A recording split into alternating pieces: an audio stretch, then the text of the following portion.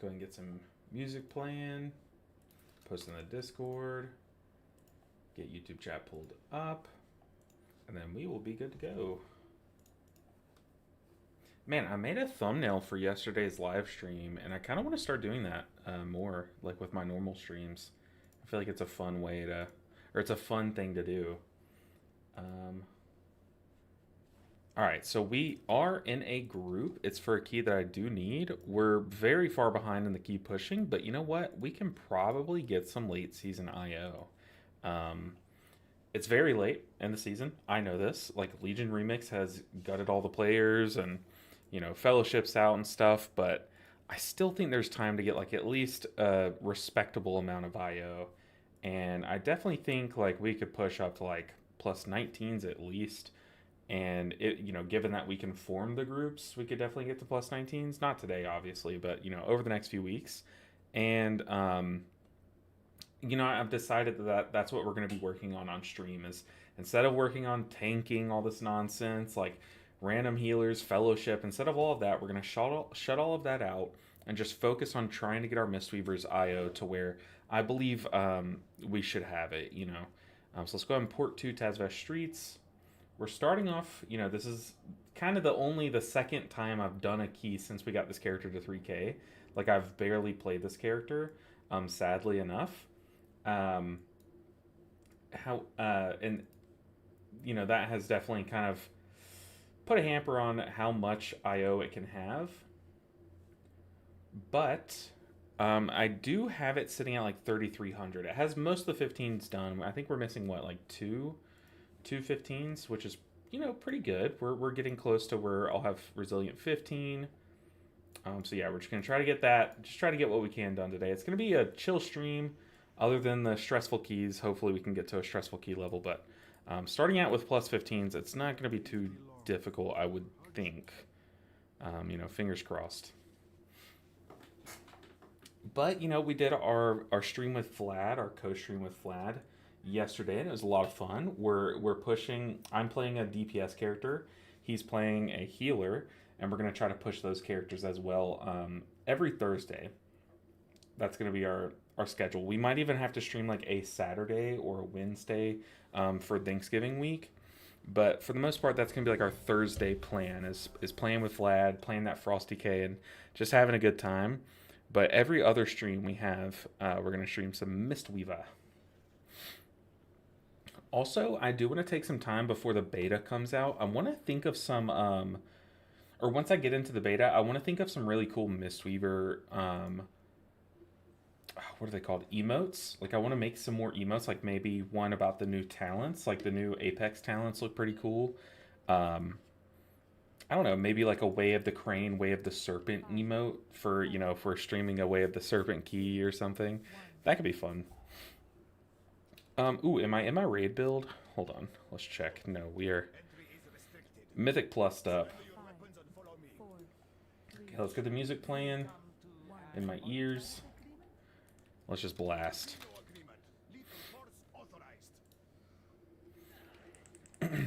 Yeah, I appreciate everyone coming out yesterday. It was, it is very weird co-streaming, so it was like hard for me to kind of like talk because I know Vlad is like me, where we both like to kind of yap and stuff. So I'll work on that in future streams. I'll see if we can kind of like me and him be in a Discord call. That way we can have each other muted for the streams and stuff, and that way we can kind of connect with our chat more. We'll see. You know, it's all about trying to make each stream better than the last, you know. But Streets, I think this is like the easiest key to time. There are some moments where it's like a difficult fight and stuff, but like this pool coming up here is a pretty stressful pool. But for the most part, this key is like super chill.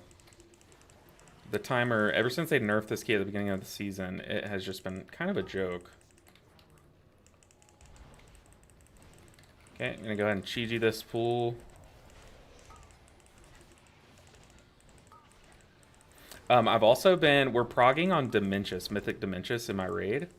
And I'm playing Chi-Ji. I feel like I'm one of the only, I'll have to check, but I think I'm one of the only people that's, well, once we kill it, I'll be one of the only people that has killed Dementius with Chi-Ji. And honestly, like it's doing a lot of healing. Now we are 4 healing, and a lot of the top parses 3 heal and do like 10 million HPS and stuff. But for someone who is 3 healing, like I'm putting up very good numbers, especially now that I've gotten some reps in on the mechanics and stuff.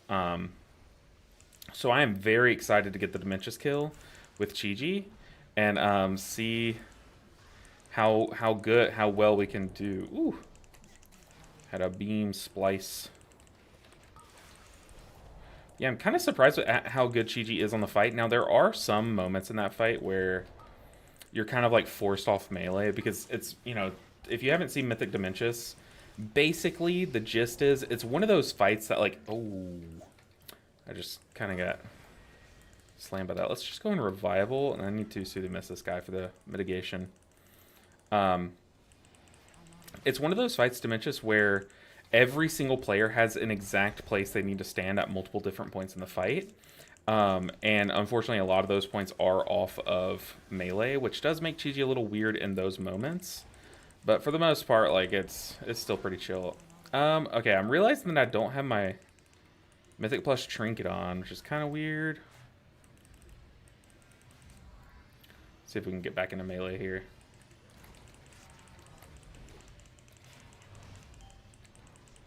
Yeah, after this game, I'm going to need to make sure and change my trinkets out again. I have the silken whatever it's called that I need to equip.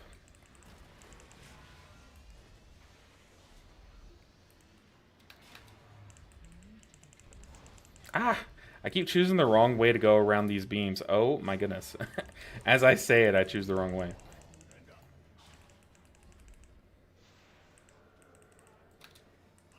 Yeah, I'm actually having a lot of fun pushing on Mistweaver. I've done a couple keys off stream and stuff, and it's just a good time. So, kind of makes me wish that I didn't do the All Healers to 3K series this season, because, you know, I could have just been pushing Mistweaver this whole time.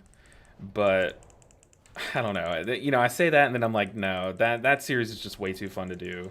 So, definitely don't fully feel like that. Okay, where is my weapon? It's kind of hard to see, but luckily it was very close.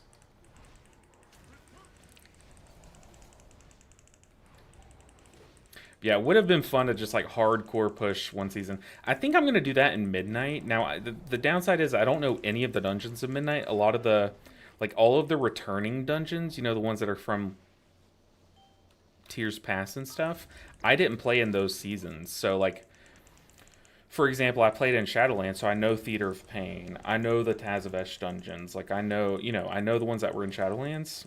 I don't know any of the ones that are coming back in Midnight.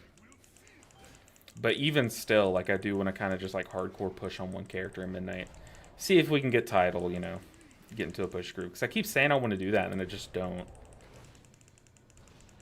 But the downside to that is, like, there's so much new stuff coming to all the healers in Midnight. And, I don't know, part of me just wants to play all the healers, you know?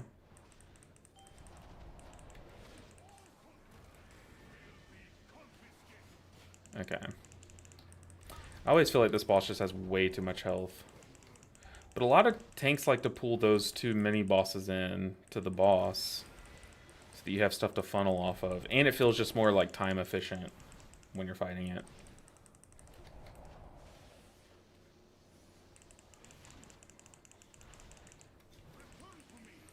I need to turn my game volume up, though. It's a little bit quiet. Hopefully it's fine for you guys. We can just focus boss. Nice. Okay, let's turn game volume up. If it gets too loud, y'all let me know. I'm just going to crank it up, like, a little bit. Like, not a lot at all. Just 5%.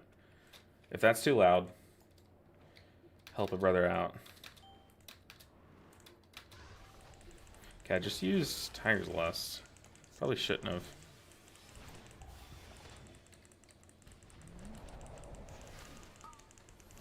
I really wish that there was a, like a good damage healer trinket this tier. I mean, there's always like some damage healer trinkets, but like, there hasn't been like a broken one, like a really strong trinket that does just a lot of damage in a couple seasons, I think. I mean, like, Bursting Light Shard's kind of like just the best we have, but like, It's just not the same. Like, I really miss the, if any of you guys played back when is it Resonant Reservoir? Resonant Reservoir? That trinket was, like, so much fun. It just did so much AoE damage. Like, it was disgusting how much damage that thing did. So I really hope that in Midnight we get a really good damage trinket, but I don't know. Okay, let's focus the dinosaur.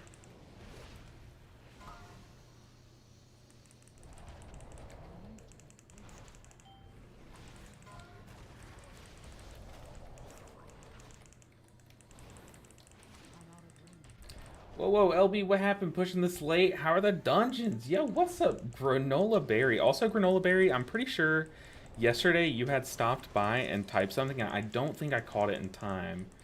Maybe it was yesterday, maybe it was the other day, but I apologize. But, dude, it is going very well. Honestly, like I said, I really did have fun with Mistweaver this tier. Like, I always have fun playing Mistweaver, but I think this tier was, like, honestly especially fun for me. Part of me kind of wishes, like, oh, I wish I didn't do the all healers challenge, because then I could have just played Mistweaver all tier and had, like, a dandy old time, you know?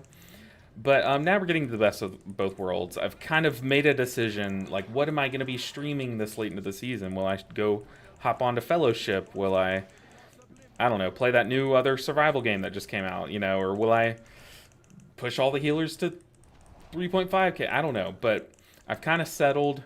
We're just going to push the Mistweaver on the off streams. You know, me and Vlad are going to do our Thursday streams together, and then every other stream will be Mistweaver game, and see how high we can push this late into the season. But so far, like, my experience right now has been actually really good for pushing this late in the season. Normally, the later in the season you go, like, kind of the less serious people are taking the keys and stuff, so it gets, like, pretty frustrating doing keys this late, because you just have people that don't really care about the keys, and, like, it's just frustrating breaking a lot. But from what I've noticed, like, the players are doing very well this late in the season compared to, like, seasons past. The only downside is the player base. Like, just now, me and this tank sat in queue for about, like, 20 minutes just waiting on a single DPS to queue up. But then once we got one DPS, the other two came quickly after. But it was just, like, it's very weird. There's, like, very few DPS players right now in these keys. So that's, like, the only downside. But other than that, it's actually a good time. Very good time. And Mistweaver is very fun.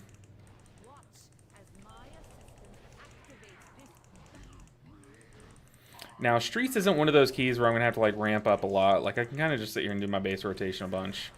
But, you know, we're going to be doing... Ooh, he got hit by the circle.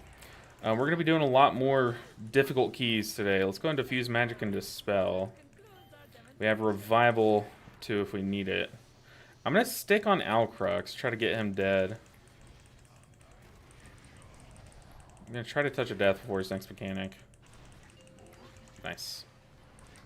Going back away. I'm going to Chi-Ji just for the shield, because I know people tend to just face tank this.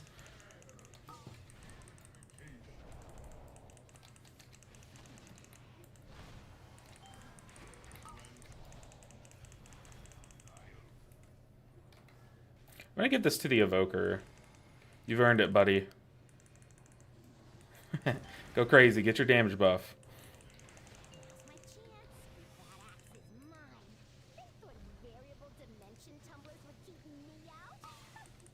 Okay, now I'm just going to Revival. That was very awkward because one of the two people that got marked was the Death Knight. And they have this, like, passive thing where magic debuffs on them have a reduced duration. So, like, he got marked, and it was like, hey, I'm going to blow up in literally a second. You need to react. But luckily, Revival just lets me insta-dispel.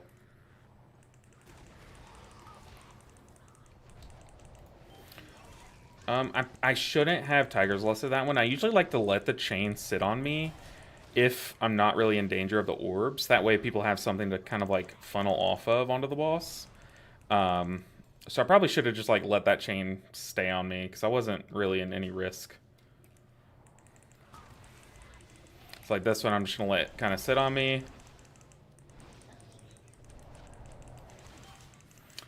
Maybe someone's doing more boss damage because of it. I don't know. Yo, what up, Gumshoe? You calling me Big G? You are the Big G, Gumshoe. It's very good to see you.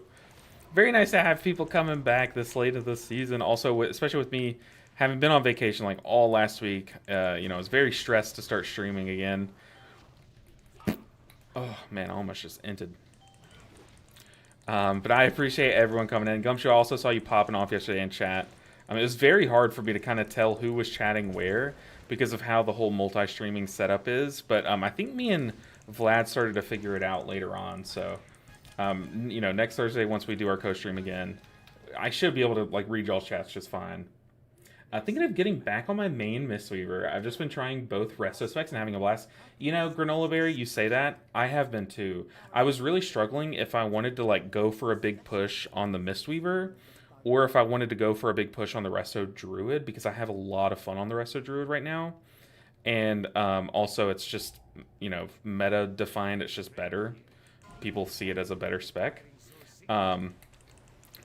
But I decided to push on the Mistweaver just because that's what the channel's built around. Is I want to start showing my, you know, old viewers like, hey, I still play Mistweaver, come back, you know, because it's just been so long since I've made actual Mistweaver content. Also, dude, this tank is pulling this guy far, man. I guess Zophar, he has far in his name, but Zophar really isn't scary, so I guess it's not really that much harder to heal when you pull in one of these overseers. The only struggle is the overseers do put a strain on where you can stand with those big circles, and then the shock mines also put a big strain on where you can stand, so that's going to be the challenge here. But I'm just going to focus down Zophar because he's the lowest, and I kind of just want to end this overlap as soon as possible. I'm also going to pop a defensive. And, okay. Zophar down. I've never seen someone pull the Zophar to the Overseer. Zenelia, what's good? Zenelia, very good to see you. How did the DPS roll swap go? Okay, so, you know, it was our first stream of the whole series, so we're both still leveling the characters, and I've said it in the past, but I've never been able to show you guys until yesterday's stream, but I am very bad at questing. I don't know how to explain it. You just have to go and watch yesterday's stream, and you'll see exactly how bad I am at questing. But so other than me questing for the first like forever of the stream, then me and him got together and started doing some keys, some like leveling keys. And for the most part, leveling keys are such a joke. It's just your tank runs through and one-shots everything, and you all just kind of like run and let him do it, you know? So nothing much to like really gain from the leveling stream. But me and him got to, I think I'm level 39, and DNV is level 36, I think. Me ahead because I started as a DK and they start at level 8. So we're getting very close to where we're going to actually be doing serious dungeons. And I'm actually going to have to learn how to play Frost Death Knight. But just, you know, my early impressions, I don't think I'm good at DPS. I don't know how to do good damage. Like, legit. Do not know how to do good damage. So, it's gonna be a very fun challenge once we kind of get into it. But for the most part, for now, it's, you know, it's still very early on. Too early to tell, like, anything. Except that is my kind of initial take, is I have no idea how to play Frost Death Knight. And I'm gonna have to, like, practice on some training dummies, for sure. Oh, you made new tunes for it? I thought you just used your mains. No, yeah, we had to make new tunes because he is DNV's from Europe, and so he would have to make a new healer tune because he doesn't have a US healer tune yet. Oh my goodness, they all. I have Revival on standby.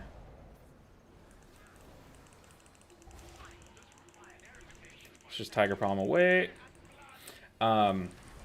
So we were gonna have to make new characters anyway, so I was like, I'll just join them. I'll make a new character too. And that's kind of like his thing. Like his channel, what he does is he does like little mini series like that where he starts a new character and he levels it all the way. And that's like what he does. So I kind of wanted to like kind of tag along for the ride. Oh god, is that going in? Yeah, okay, it went in. Whew. Scared me, though. Restorative is so much fun. Hey, I love my Mistweaver, but sometimes I just want a cat. Oh yeah, for sure. You know, it's not even the cat weaving that's so fun for me for Mistweaver. It's really it's how it heals right now, dude. That tier set is just really, really satisfying. But then again, the more I play with Mistweaver, the more satisfying this tier set becomes as well. So both are equally satisfying. This key, Streets, is straight up a joke. Like, I'm literally reading chat as we do it, and we have, I guess, 1 death, and we're almost done with the key already. Is insane. But eventually, I'm gonna have to soak some of the puddles, I guess. Oh, never mind. We got them all. Eventually, we're gonna get into some actual challenging keys. It's just Streets is literally a joke. It's insanity. I'm just gonna revival here. Oh, I revivaled. Never mind.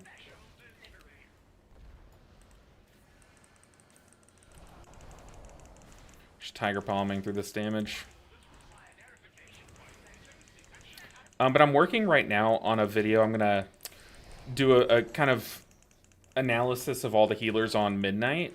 And, you know, I don't have alpha access. It's just going to be me kind of like talking my impressions of all the changes.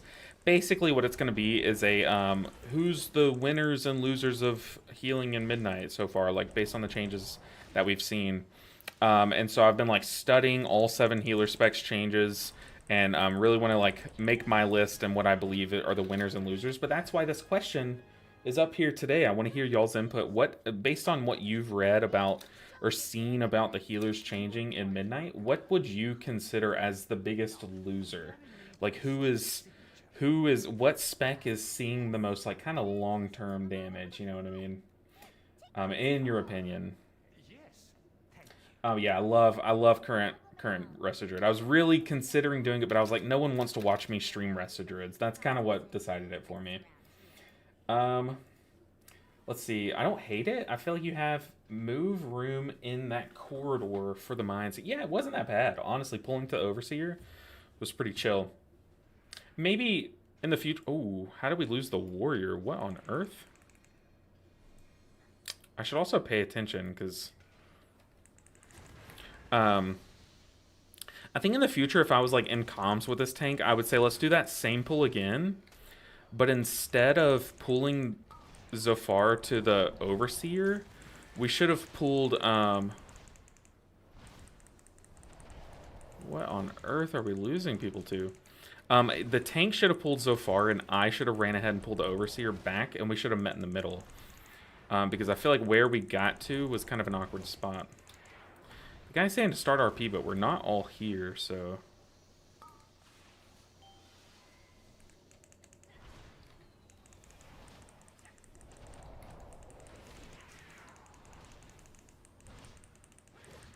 Okay, now that everyone's here... Let me hit my drums. I guess I can just Crackling Jade Lightning until we start the RP, but... based on your dog meme, Resto Shaman is losing. Yeah, I definitely think Resto Shaman is the scary. Like, I'm scared the most for Resto Shaman. If you ask me, like, early on in the alpha announcements, I definitely was, like, pretty afraid when they announced they're getting rid of Crusader Strike.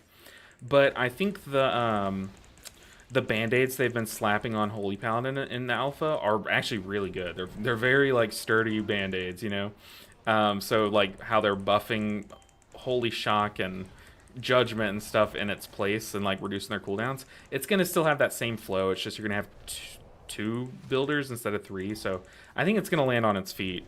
But Resto Shaman is the one where I am kind of worried about the most. The one reason why I don't know if it's gonna be the biggest loser currently is I think it's just gonna be a winner because it's gonna have a kick. Straight up. It doesn't, like, they didn't remove Priest kick, right? Like, that's still a thing. Priests still have a kick. It's just Priest and Shaman as healers.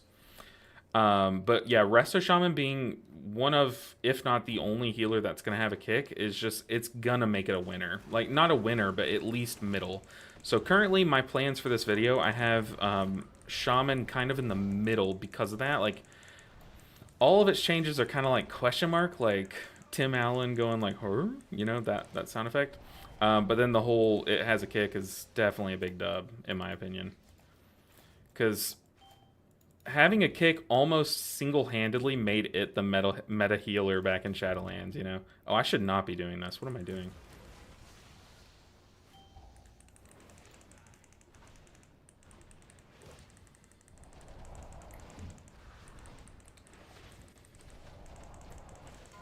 Yeah, I'm excited to make that video. I love making those, like, who's the winner, who's the loser of this expansion kind of thing.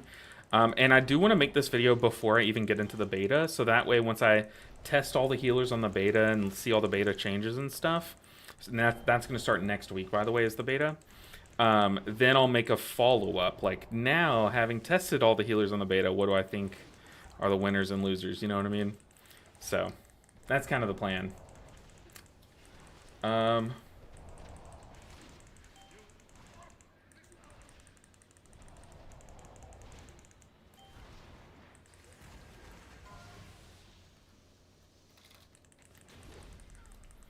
Okay, I hate this boss because, like, no matter how easy this boss is, I have to watch it because the moment I look at chat, I'll stand in a swirly. I started playing HPAL, gave the Shami a break, got to 3.1k and liking it a lot. Yeah, it's funny because, like, no one was pushing on Holy Paladin this tier, but man, HPAL's sick. HPAL is so sick this tier. I feel like it was such a I don't know, us as players, like the whole player base of healers just missed out on a great iteration of Holy Paladin, and it kind of sucks. Oh man, I kind of wish that I could like freeze time and just play Holy Paladin for like a whole month again. Because it's a good time. Definitely a good time. But I'm glad you're enjoying it, Gumshoe. TLDR sad shaman noises.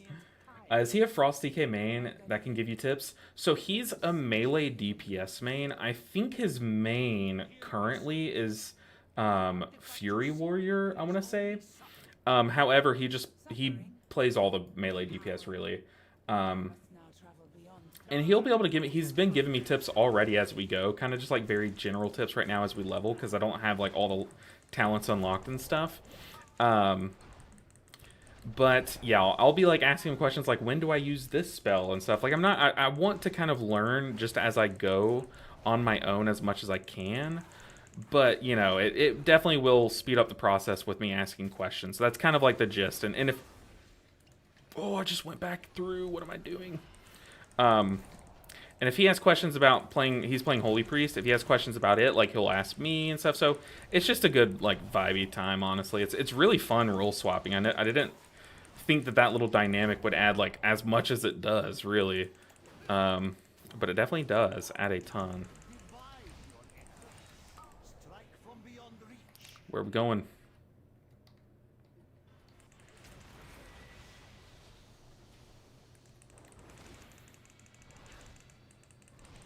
This group was really solid. I want to see if they're pushing another key after this. The Druid had pushing as the key title.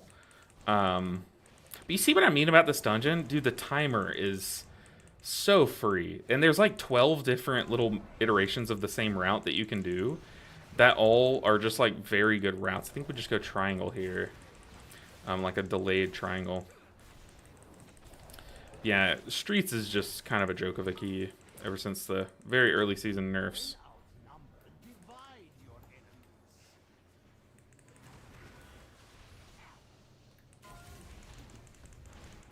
Alright, we got circle, we're right next to it, very nice.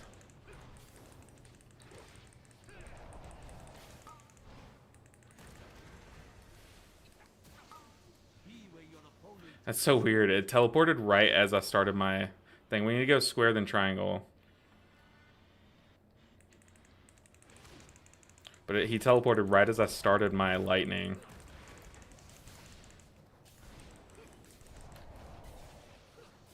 With this group, we might even be able to race at this point.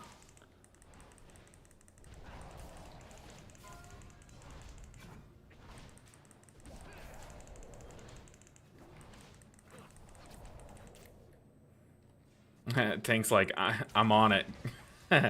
Tank said, he said, bet. Just gonna Chi-Ji and just punch and kick. Easy peasy. Okay, easiest 19 IO of my life. This group was very solid. I'm saying what next to kind of like early indicate, hey, I'm still down to push keys. What key did you get, kind of thing. Well, this guy got a codex, so apparently that's like a really good tank trinket too. Granola said, oh, I read that. Priest never had a kick though. Did they add one? Can't relate. Been playing HPAL all season. I'm pretty sure. Didn't they used to? I'm pretty sure they added a kick for pre. Unless I don't know. Maybe they didn't. I've read some YouTube comment that said that they still have theirs, and I don't know. Maybe I'm just cooked in the brain.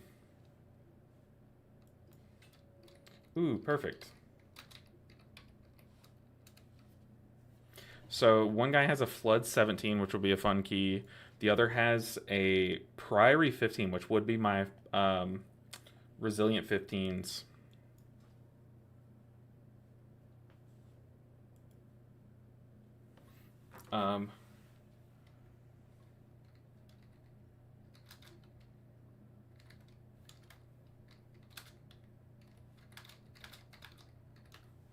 Ooh, we might be getting Resilient 15 already. I mean, Shadow has one, but they never take it because it's big DPS. It's such a shame, too. You know, it's funny, in our raid group, there are some groups or some bosses that, like, need a kick. I might be trolling Gumshoe. I read a YouTube comment at some point, and it's just, like, made me doubt what I thought I knew, you know? Um, but yeah, Resto Shaman. So Resto Shaman, is it still the case that Resto Shaman's going to be the only kick next tier? Because if so, like, you just can't call it a loser of the tier, in my opinion. Okay, we are going over to, I think, Priory. Let's do it. Okay. Priory time. Restasham's the only healer kick, but they increase, yeah, they increase the CD. It still has the longer kick duration, though, right? It's like up to 5. Didn't they bump them up from like 2 to 4 or 3 to 5 or something? So yeah, I mean, look, as pruned as Resto Shaman's looking to be next tier, I just don't think. No, it definitely fried. The amount of chocolate, cheese, and pears that I ate, brain definitely fried for sure. And I'm still jet lagged. But yeah, I just don't think you can call it a loser if it's the only healer with a kick. Even though we're gonna be in a world where like kicks are gonna supposedly be less important because everyone's gonna have less of them, I still just think it's being the healer that can kick is a big deal. You know, and it's yeah, it's a range kick. It's even though they're increasing its CD, it's going from a melee time to I'm pretty sure like a range time. Like, isn't it going from like a 12-second to like a 25-second? Maybe is that right? By the way, it sounds with the changes they made, how casters are. It just doesn't seem like having a fifth kick is going to be. Yeah, and that's the thing too. Like, but it's just one of those things that like, oh, in a good group, B res loses value. You know what I mean? Like in high key pushing, B res loses value, but it's still that you're you need to have that B res. It's kind of like having. I don't know how to put it, but even still, like you're kind of saying, the less casts that there are, the more valuable each kick becomes still. You know what I mean? Like right now we live in a world where like 20 bolts are going off and we only have 5 kicks. You have to kick the most important ones. But when 5 casts are going off, having a fifth person have a kick is going to be good. You know what I mean? I don't know. Getting my... Yo, wait, Shawnee's here. What's up, Shawnee? But you said getting my Simney R for keys. My Simney R. I don't know what you mean by that. But what's good, Shawnee? Very good to see you.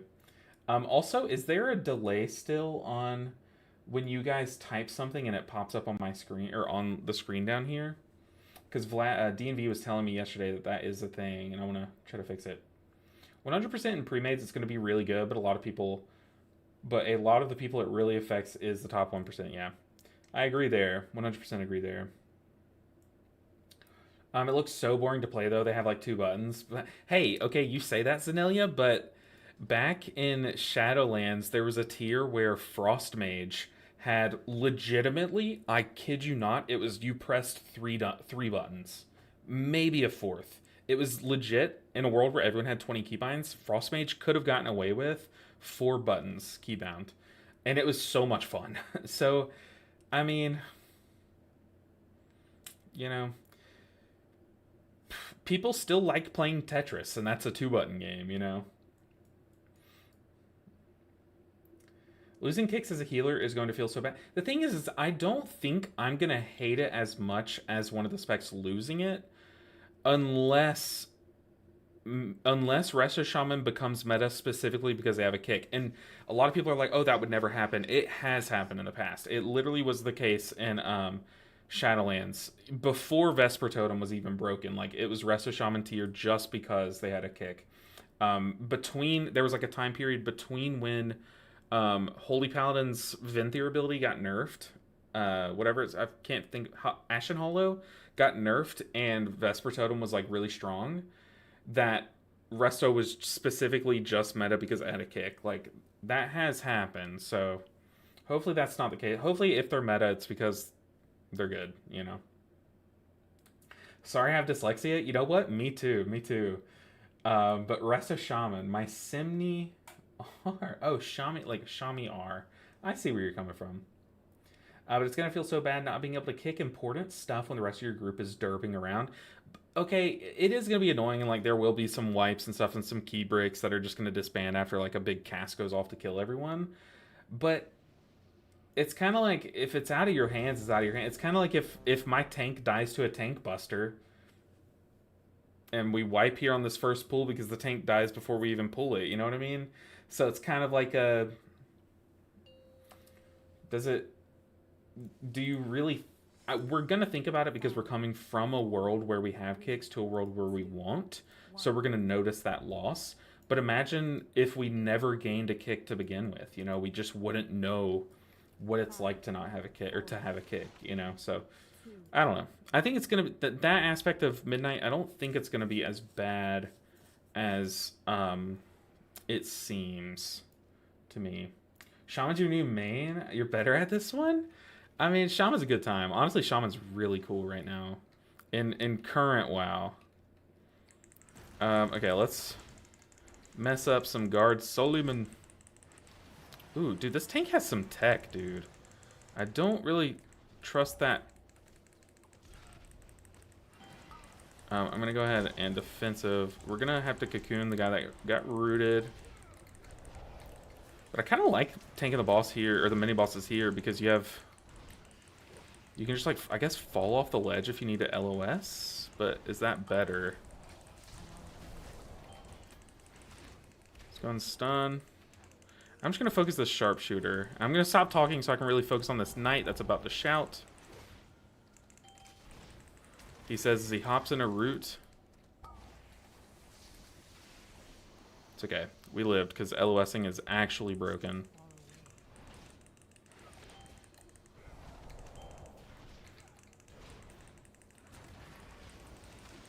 I have to really focus on this pull. Here comes Thunderclap.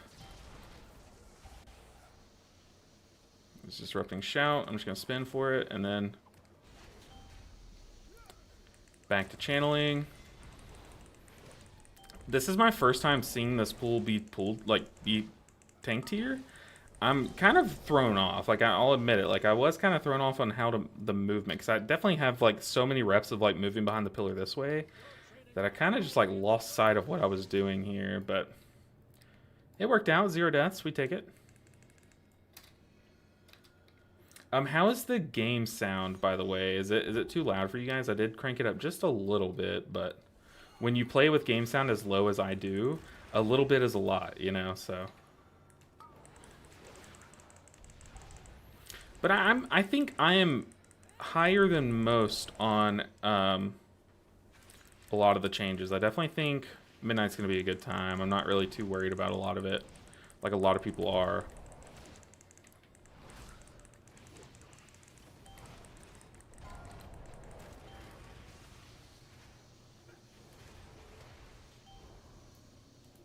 I need to find Shaymail. There we go.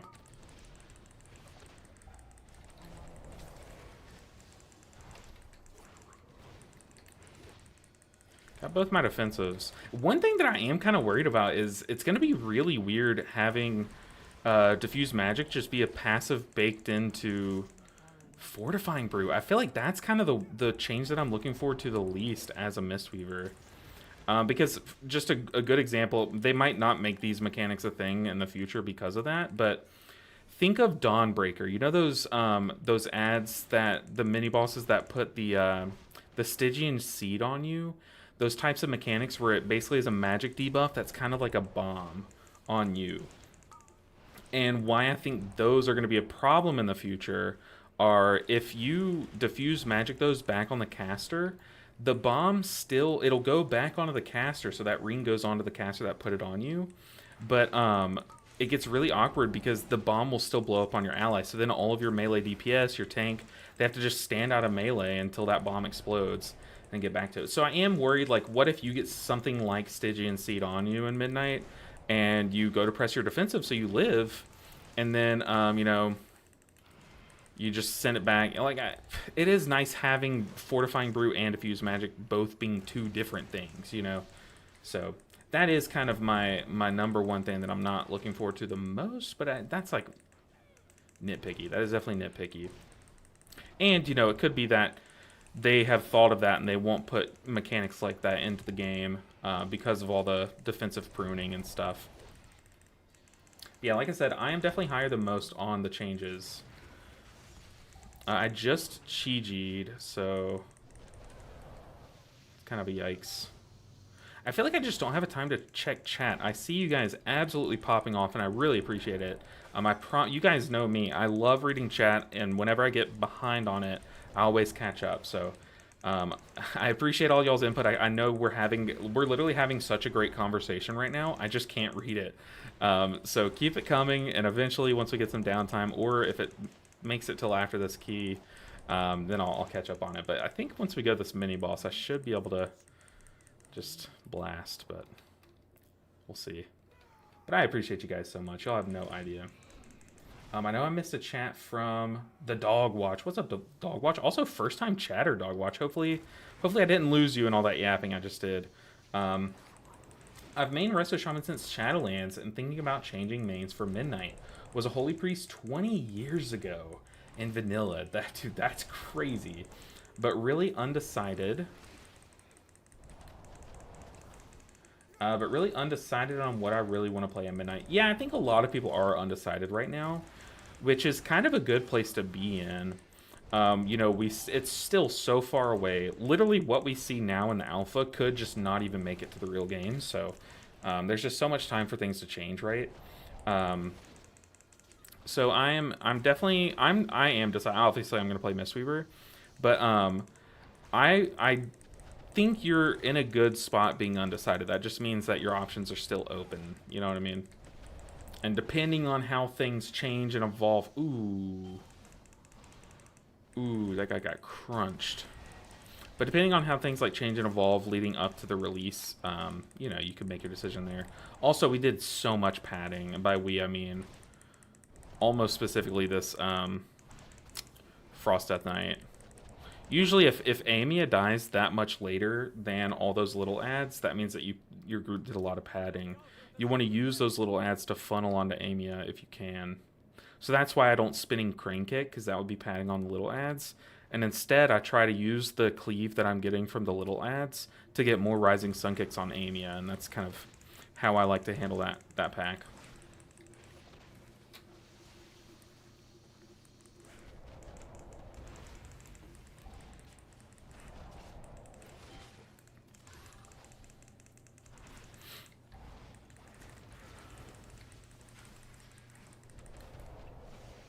Alright, big boss time. We also came left. So let's see. I do have Energizing Brew, so I will be able to go a little crazy with my mana. Sad thing is I do have to really focus on this fight. Let's keep an Enveloping Mist on the tank. Dispel the tank ASAP. Got Holy Radiance in 10. Let's go ahead and spread some Enveloping Mists.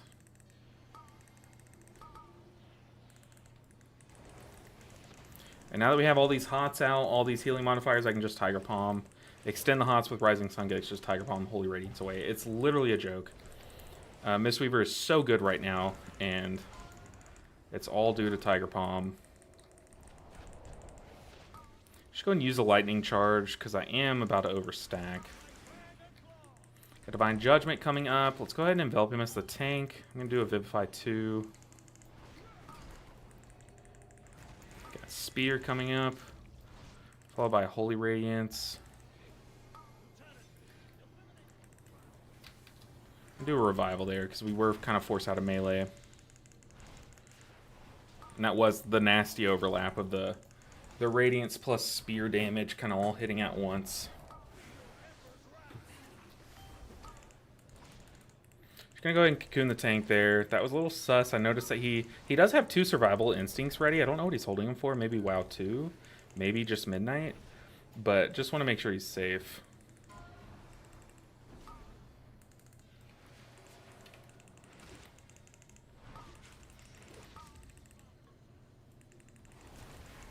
Same thing, just gonna Tiger Palm. I literally haven't even Chi-Chi'd yet.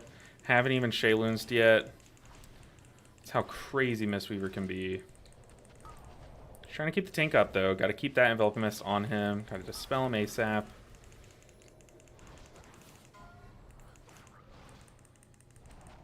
We'll zap for some damage.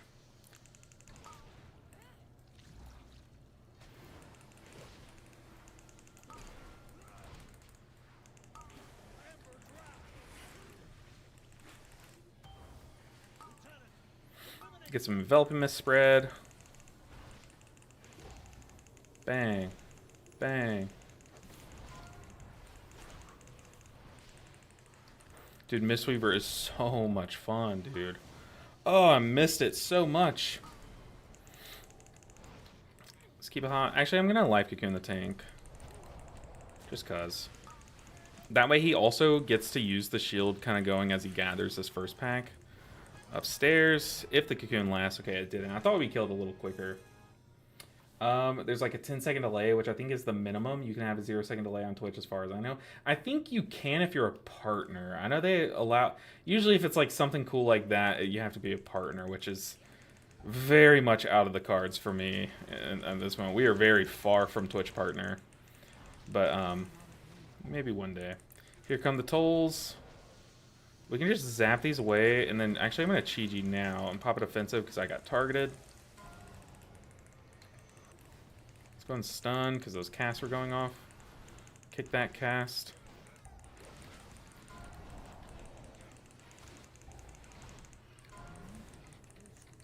Need to get closer. I need to hit things.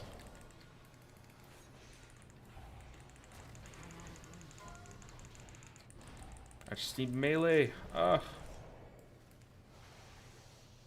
This whole, like, walking in a circle around is kind of stressing me out.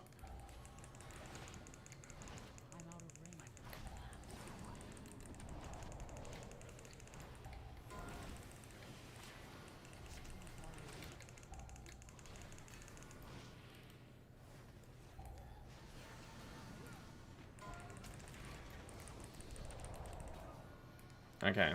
We had a death, but we kind of recovered. That was kind of a crazy one, man.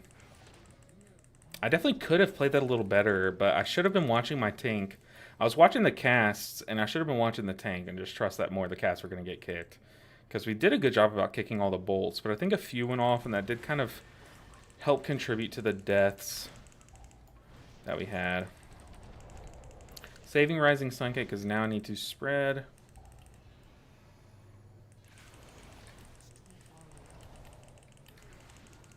Ooh, that boop is changing my target.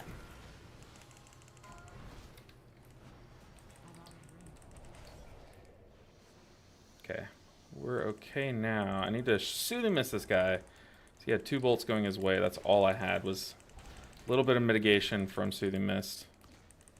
Oh, I forgot to swap trinkets. Oh, no.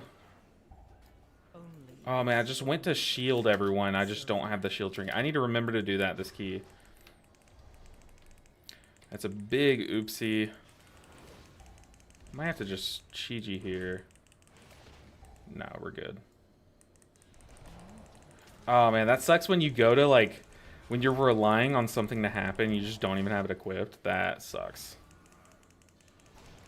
And it's funny because like I haven't tried to use my trinket all dungeon except for just then. That's okay. I feel like if you're gonna lose someone in the in this dungeon, like these paladin pools are like an okay time to lose them, so it's not like the end of the world. But oh, that does suck. I'm starting my weak ores and add-on pruning now, getting used to what Blizz has to offer, so it's not jarring when it goes live. I know some people are doing that, and I considered it, but you know we're still playing pre-pruning WoW, so I'm like, I just need to get the use out of the weak ores while I can, you know. Um, that's just how I see it.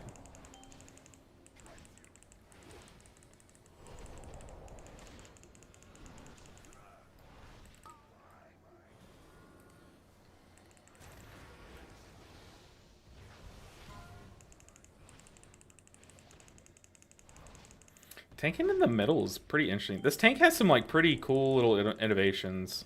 I wonder if like some streamer does it like this or something. I don't know.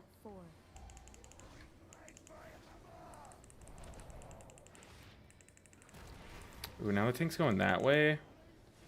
Oops. Okay, we got my reset. I'm gonna go ahead and pre-Chi here once the shield comes out to slow immune. Okay, everyone's so safe in this little time. I'm gonna go ahead and soak one.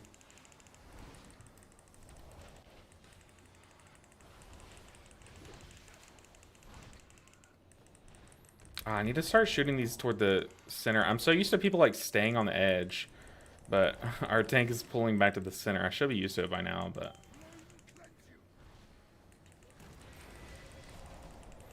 here I'm just gonna roll and start zapping.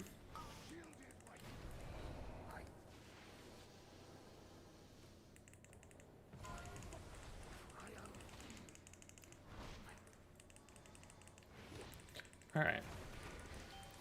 We're good here. This next one I'm just gonna ramp up a bit.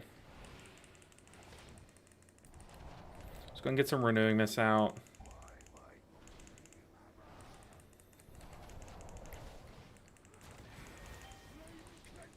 Ooh, the pyre is right here.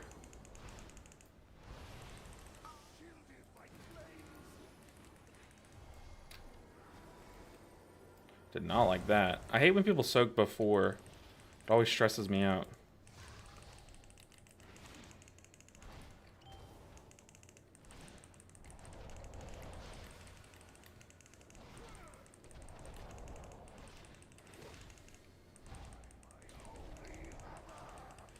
Okay. Ron Pike down. Super chill.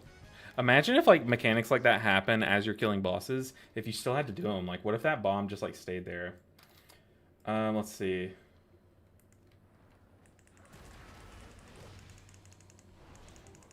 Ooh, let me target a caster. Ah, no, this dungeon's so annoying. I just have to pay attention the whole time. I have all the lightnings in the world, though. I'm just gonna stun here. Lightning. Lightning. I'm gonna pair that guy.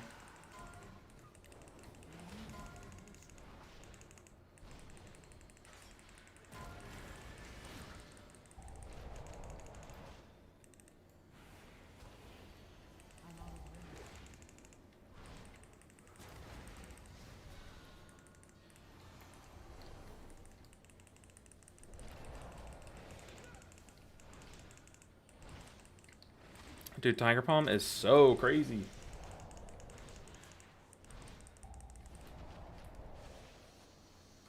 Trying to save TG for this next pool, though. I feel like this next pool's like...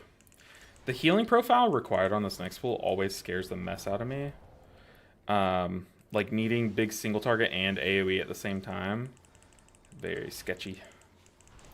But I noticed our Evoker didn't need to pop his last offensive there, but I see why he did, but... Now, if he gets targeted by the Purification, it's going to be extra spooky. I'm probably going to level my main HPAL first still, just because I've done that since TVC. Yeah, definitely do that. Keep that trend going, Zenelia. That's super cool. It's like a tradition at this point. Considering swapping to Presvoker if it feels bad. You know, I actually think Presovoker looks really cool. Okay, he did get targeted. We're going to have to zap here for some big single target healing. Oh. Oh, my target died. But a lot of the things that they're doing to Presovoker are kind of just like quality of life things. Like if we're being honest, like it really is just some quality of life stuff, like making Dream Breath bigger and Verdant Embrace. You don't have to fly to someone. You know, like these things are just quality of life that we've been asking for. But it doesn't mean they're bad. Like quality of life doesn't mean bad. You know. So I definitely think Presovoker's on my radar of specs that I think is very much improving coming in to War Within. I think there is like one change though that I am a little concerned about.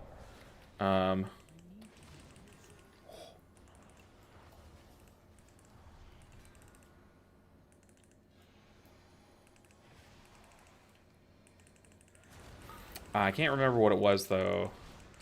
They're like removing something. Oh, I know what it is. They're removing like Emerald Communion, which I really do like Emerald Communion for that spec, but you know, no more giant Lifebind Communion ramps. But there's so many other ways that you can combine Communion. That sucks. We had a cast go off as the toll hit, and he has many defensive buttons ready just to impress him. Gonna pair this guy just to stop it. Okay, we did get a Typhoon. I have Rop. Nice. What do we got? We got the Mage, Light Spawn, Footman. I might taunt this Light Spawn and run once it gets low, but no, we shouldn't need to. I'll focus this Footman because he has a lot of health.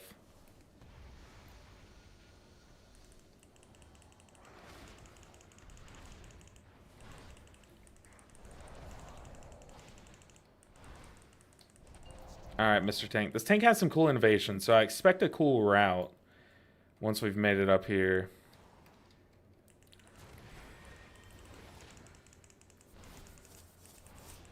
Yeah, okay, he pulled the left Footman. That caster is going to kind of chunk us down, though.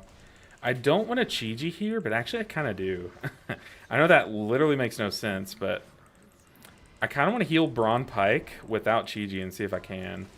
But for that reason, like since I just used Chi-Ji, these paladins are going to be kind of a joke. I guess this one paladin.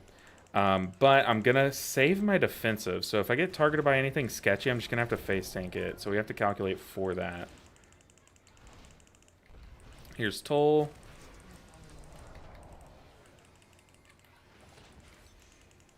Okay. Saving Shayloons. I have both Thunder Focus Teas. I'm going to try to hold on to these two. Lightning's not as great on Braun Pike. Although it's not bad. It's just not the most reliable thing. Alright, so Tank's going over here. Are we pulling this pack in, or is he pulling that side? He is pulling that side back, okay. I might run over there and kick the caster. Okay, there's my Cocoon.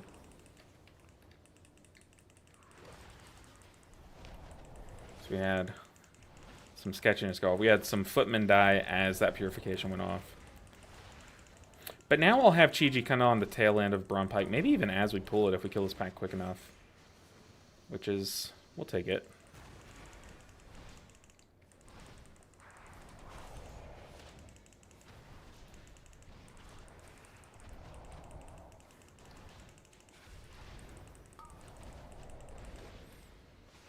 I try not to use a defensive. Since I'm the only one taking damage, I just chose Lightning there.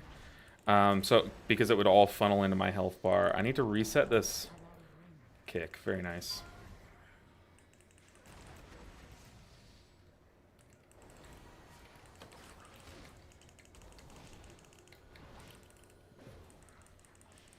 Alright. It's Tiger Palm time. We got 4 stacks. Where's Braun Pike? We found him. It's you and me, buddy. Mono y mono. Let's no Chi-Ji Braun Pike. Okay, we can't have Casco off, though. We also don't have any of these ads to funnel off of. Usually, like, tanks leave these, or, like, pull each of these sides in as you kill these 2 ads. So that you have some funnel from your DPS. kind of re-ramp again. We have plenty of time. Get these Tiger Bombs going. I have 6 stacks. We've done 7 million HPS without even using Chi-Ji. It's crazy.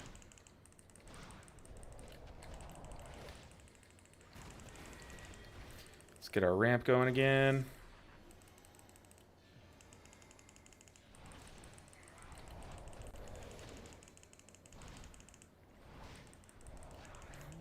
Very nice.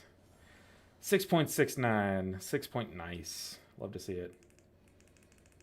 That cocoon on the Evoker was clutch AF. It was pretty nice. It was pretty nice. 5 streams in a row, Ceiling Panda. Ceiling Panda, it's definitely been more than 5 in a row. You've definitely tuned in to many more than 5 in a row. It's just that ever since Twitch has kind of started keeping up with that, I think that's what is 5 in a row. 5 in a row since that time, you know. But Ceiling Panda, you have no idea how much I appreciate your support on the channel. Not just today. It's very good to see you today, but just historically, you were amazing, and I appreciate you so much. Same with all of you guys. I feel like everyone that I've seen chatting today, other than the few first-time chatters, which is equally cool to see you guys. Lots of returning faces, so very, very fun to see you guys. Oh. 4, 3, 2, 1. Yikes. Dang, dying with all of your defensives up is just crazy. Like, that's just insanity. The whole time in that little phase, I was like, I'm going to be ready. Because, look, he was my Shayloon's target, so he died before that cast went off. But I was, like, hovering my finger over my Fortifying Brew button just in case I needed to press it. 4, 3, 2, 1. Maybe I just Revival here? I don't want him to be sketched out, but I just didn't want to use a lot of stuff there.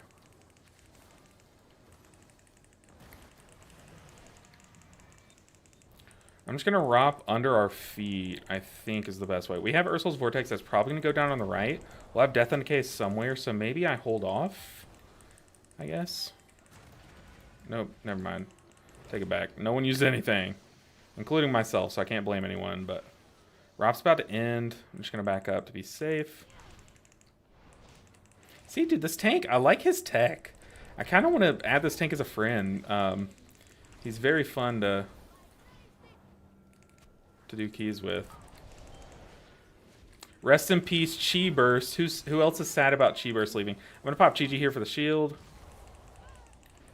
But who else is sad about Chi Burst leaving? Oh man, I love Chi Burst. Such a big fan.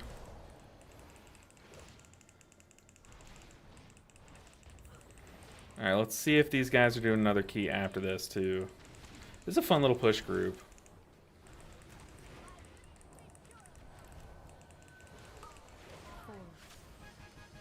Hey, easy peasy. Got 18 IO for that. We love that.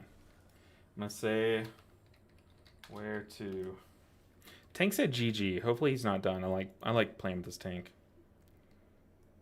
Got a 16 flood, a 14 flood. Okay, now that I have 15 resilient and my key is a 14, is there anyone that I can go talk to that bumps my key up to a 15 to my new resilient level, or is that not a thing?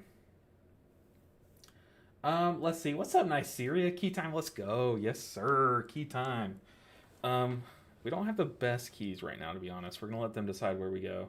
Even if we have to run my 14, I'm okay with it. Okay, 16 Floodgate. Let's jam. I've already done a 16 Floodgate, but it's okay. I'm down to do a key I've done before to kind of like build rapport with these players. I want to start making some friends. Also, that guy just left. We could see if there's a DPS person queuing their key that has an Ecodome.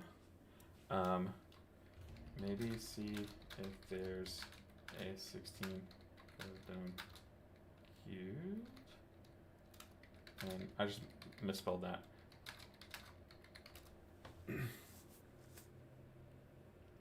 Okay, I get to finally catch up on chat. People will always find the complicated min-maxes that make the specs complex. TBH, you're so right. No matter how much pruning they do, there's going to be some super complex, big complexities in the spec. It's crazy.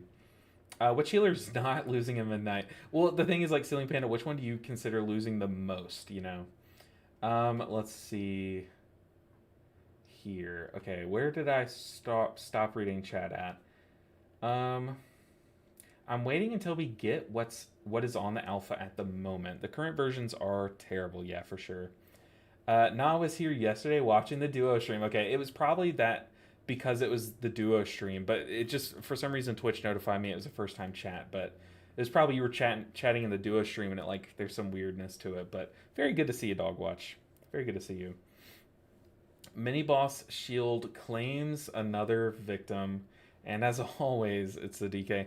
I don't know if it was the shield. I feel like a cast hit him, to be honest. Considering the UI changes, the kick changes, then the healer get claimed. LOL, yeah, big facts. But why would anyone care? Care in chat. I care in chat, Ceiling Panda. I care a lot. Let's see. Vicar's here too. Very good to see you, Vicar. Vicar also matching Ceiling Panda's 5-stream streak. So let's see which one of you falls off. I guess technically you just have to show up for a second, you know, and just say you were here for a second. Okay, where's everyone going? Path of the Light's Reverence. I feel like this druid just took the wrong port. Floodgate, question mark? Yeah, only for a second. Bye. Goodness. You poisoned me with your joke. No. Of the Sargon Reiki. Yeah, it looks like... Yeah, he said I used the wrong portal. I saw it happening, too. Let's go and port there. I should change my key before I teleport. Will it become a 15, or do I have to push it up to my new resilient level? Okay, it's a streets now. That way, we're going to try to get this guy his resilient... He needs an ecodome. Floodgate. Okay.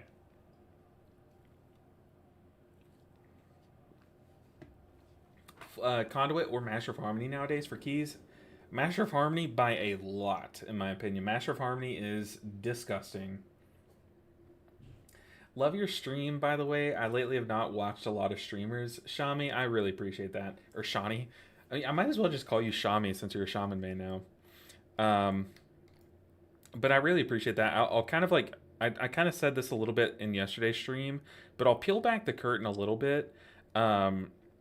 There's this like thing going on where like a lot of viewers are watching Legion remakes, a lot of viewers are watching Fellowship, and a lot of viewers are watching Alpha stuff, and then I'm here streaming Mistweaver Key. So every streamer that you'll talk to or that you'll see, other than like the big few, we've all kind of messaged each other like, hey, are y'all okay right now? Like, what's going on? Like, it's a little stressful right now.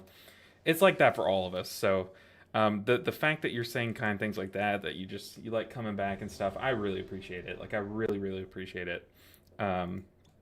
Y'all's support means a ton to me, especially in this downtime in the season. You have no idea. So I appreciate you guys. You like your new name, Shami? I'll start calling you Shami, but eventually, like, I'll forget. But I like it. I like it. No more Lifebind, ramps in general. Yeah, big sad, big sad. But, I mean, the rest of your stuff's just going to be better, I think. Which is just good. I'd rather just Dream Breath crank healing than rely on, like, than Dream Breath be scaled in such a way where it can't be super strong because we need to factor in Lifebind too, you know what I mean? I keep forgetting to swap trinkets, man. Oh, goodness. Okay. Let's go and pop Chi-Chi. We have Lust.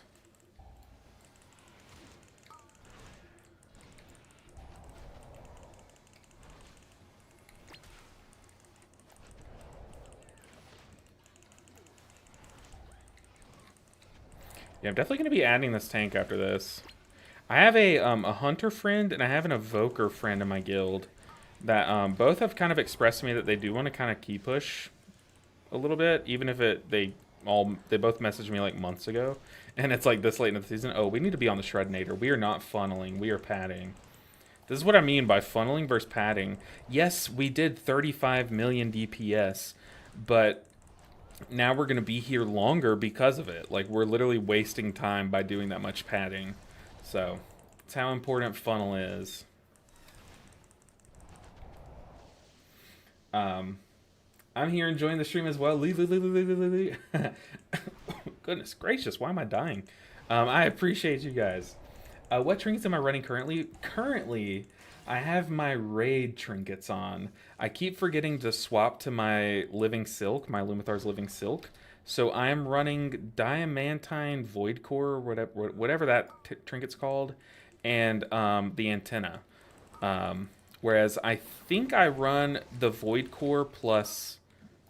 I think I keep the void core when I go my living silk. Let's get some enveloping mist for this pool. Let's go and leg sweep as those windups are going off.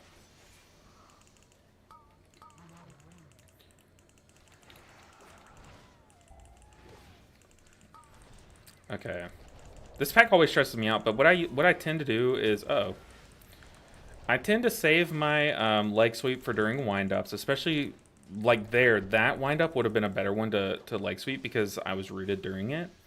However, I do have Chi-Ji. I'm going to go ahead and send Chi-Ji because I'm used to sending it here on this pool, and I kind of had it a little late there. But I'm going to send it just to keep my timers to what I'm used to in this dungeon.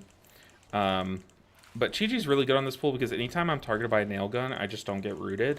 And then wind up just doesn't become a problem. So you get to be really picky and choosy of when you wind up, which is very nice.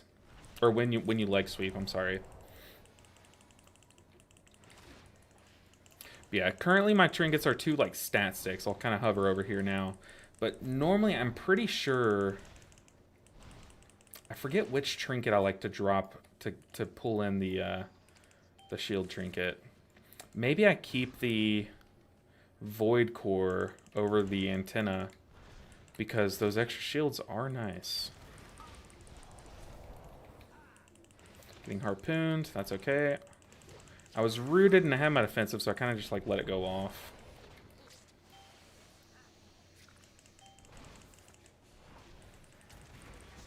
Things are turbo stunned right now. We're gonna keep them stunned. Ooh, some of it was immune, but enough wasn't.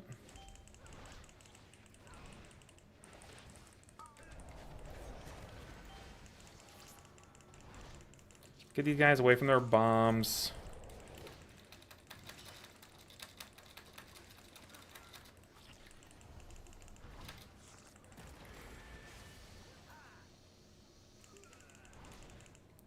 Okay. These guys are about to die, these shells, so I probably should start ramping up some hots. I do have revival ready. That's kind of like my plan. That's why I wasn't ramping up hots. Might not need to revival, but it's probably just safe to do so.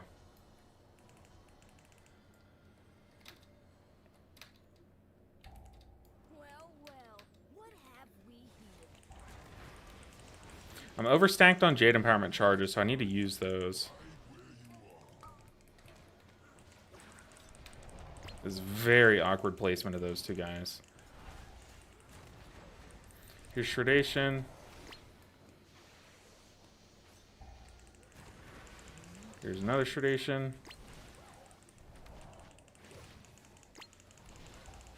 Need to find a Surveyor, but to be honest, we're doing so much padding with this group that I think it's just best for me to stay on a Shrednator and funnel my own damage. Even though I barely do any funnel damage as a Mistweaver, it's like... we're doing such a poor job funneling on the big guys that it's probably worth it for me to just do it.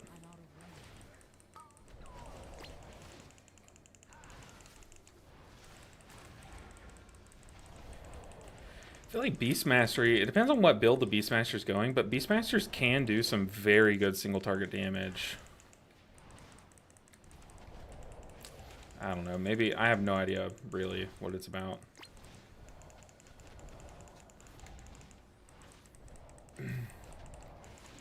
Oh. Yeah, I keep forgetting to trade my trinkets in or to swap them out, which is kind of weird. I'm kind of on the awkward side of these guys. I'm gonna go ahead and touch a death one of them to get a damage buff coming into this boss. God, this boss chunks, man.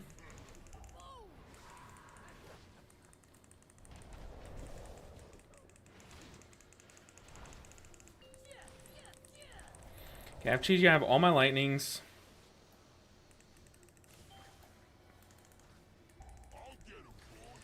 Dang, that guy got hit by the knockup and by uh, the next quick shot. That always sucks when you get that overlap.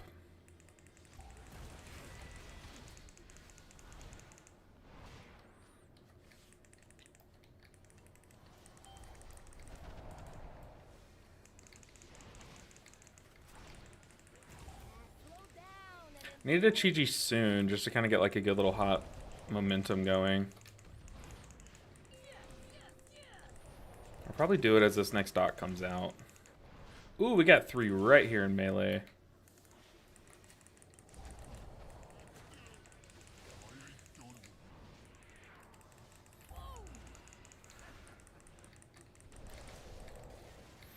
Tank's gonna have to leap over there.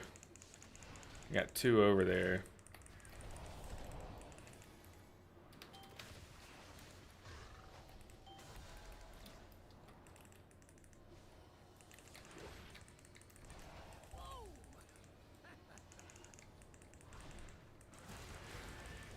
Okay. Kind of landed on our feet there, but now I need to get some hots out for this next one. Gotta be quick, warrior. Oh, I pressed the wrong button, but he also is super slow. He just like waited till the last second, then RP walked over there.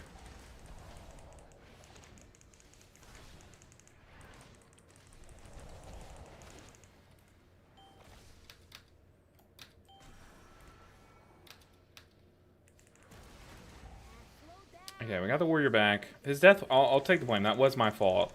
I meant to dispel him, and I literally hit Shaylun's gift, so I don't know.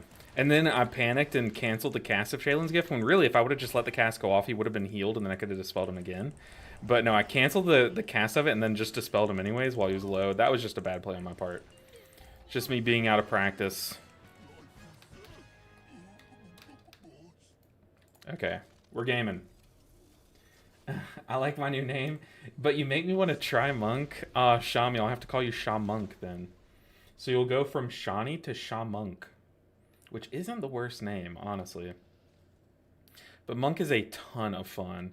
And you see in these like high moments of HPS, like when a lot of HPS is required, you just don't struggle at all, given that you prep enough. Like, if you prep your hots enough, which are really your healing modifiers, then you're so fine. I think I'm just going to spin here. I know I keep talking about funnel versus pad.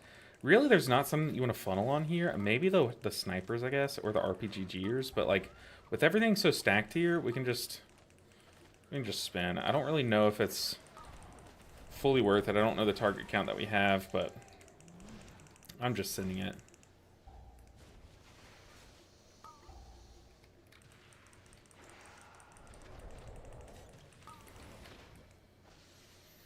Gotta do some big damage.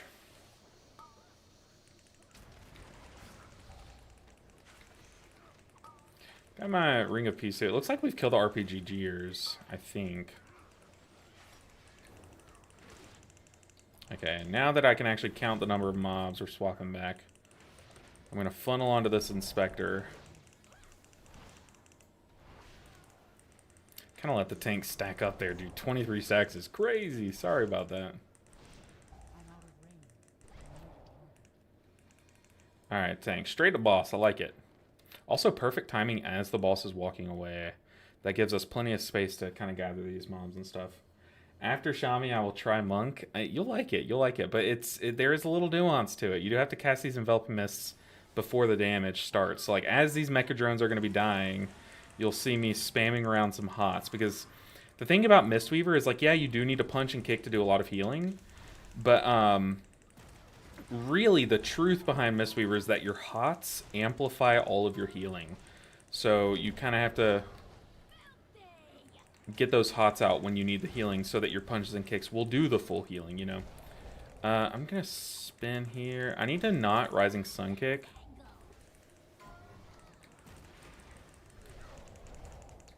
Trying to stay on these mecha drones. I'm trying not to Thunder Focus Tea as well.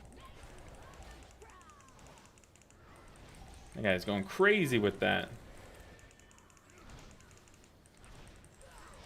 Should probably Jade Light. Okay, now that these little ads are dying, we're gonna spread around some hots. Now we can just Tiger Palm away. So we have all those hots out. Our Tiger Palms are doing so much healing.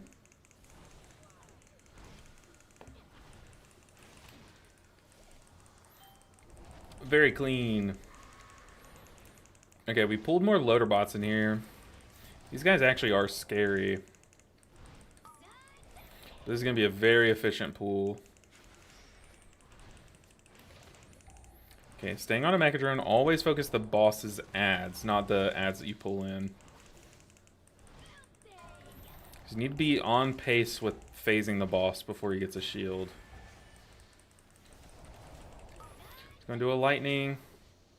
Do a chi burst just in case I haven't hit everything. I think your pulses from your Tiger Palms do hit everything though. Let's go and leg sweep these wind-ups.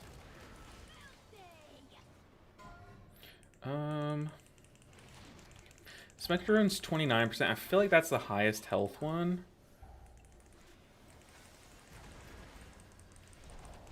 20%. Okay, kill block barrier. I do need to go ahead and Shayloons.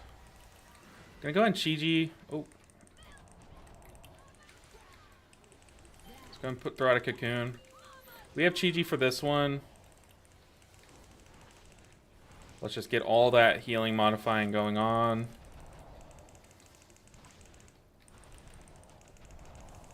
Super chill. Yeah, that should have been the scariest jump start. If I had to guess with how this tank's pulling, I think this next one we're just going to take just the boss on. So that's why I committed Chi-Ji that time, because we had a lot of ads that were crowding our eyesight. We couldn't really keep up with the Mech Drone's health.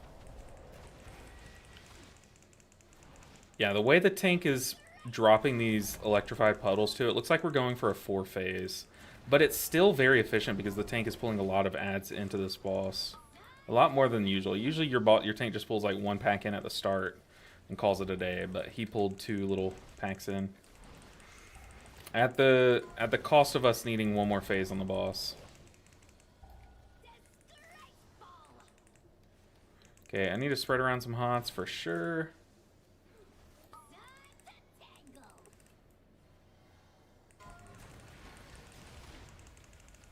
Let's go and touch a death. Just to get more damage here. How many subs to play with my stupid UI? Ceiling Panda, if you can, if it can be set up quickly, how about I'll do it 10. I'll set it like a very reasonable, realistic goal. 10 subs, I'll play with your stupid UI. But as long as it's like, you know, very easy to set up and won't take like too long to kind of get things going, you know what I mean? And if you wanted to, it could always be done like next stream or like off stream. You could DM me on Discord, we could get it set up and then do that. But is that fair? I feel like that's fair, you know. Oh no, first death, no. We just focused boss at this point though. At least it wasn't a tank death. But this warrior is dying. Focus boss. We're down a player. We need to focus boss.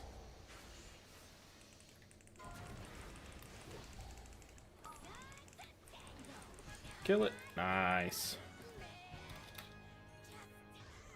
Okay, warrior's got that, which is actually good. I kind of don't... I've gotten out of the... I don't really like when the healer has to go click that nowadays.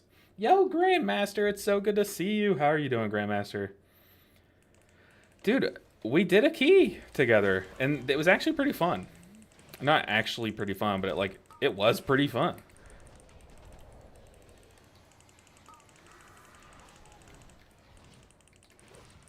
Gonna use a defensive here, which kind of feels bad. I probably shouldn't have. I'm gonna go ahead and stun, kick that. Let's get these enveloping mist spread. I have a Thunder Focus Tea for once this next War Blood starts. I'm gonna go ahead and just send it. And we can just Tiger Palm away all of these healing absorbs. Just go ahead and pair this reload. We can kill this guy in time. But it's so good to see you, Grandmaster. Finished triple threat yesterday with about 2 minutes to spare before guild raid. Oh, that is nice. I haven't done anything since last stream. I'll have all the time in the world to get my Prot Warrior done, and I'll get it done eventually. I don't know. I could tell the stream, as much as the people that showed up for that stream, we were having fun. I could tell it just wasn't the most, like, I don't know. It wasn't the best thing for me to be streaming, you know what I mean? Some tank keys, but that's okay. But yeah, triple threat is so fun. I kind of want to make a video being like, what is there to do in WoW right now? Like, what should you be doing in WoW right now? That kind of thing. And one of them would be, I highly recommend everyone should go for triple threat, because not only is it just like a fun achievement to get, I think it's it makes you a much better player playing all the other roles, you know. I'm gonna go in Fort Brew. Okay, that went on way too long.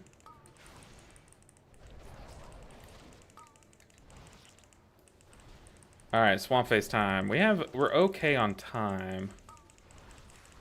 Dungeon is one of the more stressful on the timer.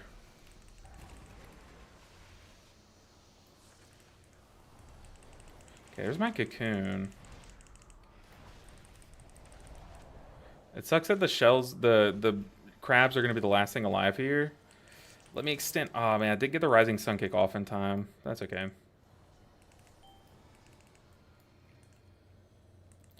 All right, showtime. Not this stream. Hey, ask me again on another day. It'll probably be a lot less. Probably like 1 sub. It's really just all about setting it up on stream. You know what I mean?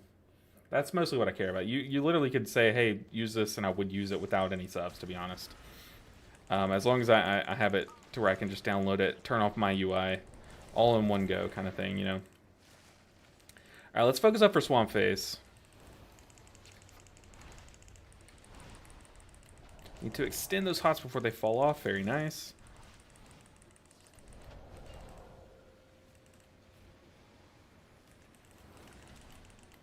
Tiger Palm, Tiger Palm, Tiger Palm. Dude, Tiger Palm literally does over half of people's health when I have my hots out. It's crazy.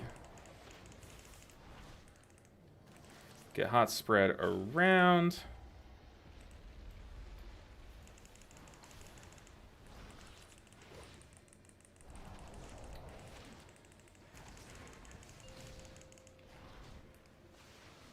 I'm just gonna cheese you this one because the crabs are about to die.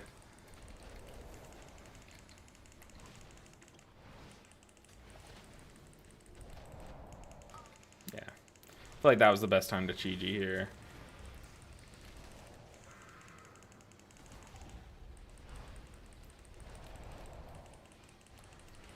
Oh, so y'all know I went on vacation recently, and not a lot of people probably know this, but I am very much afraid of heights.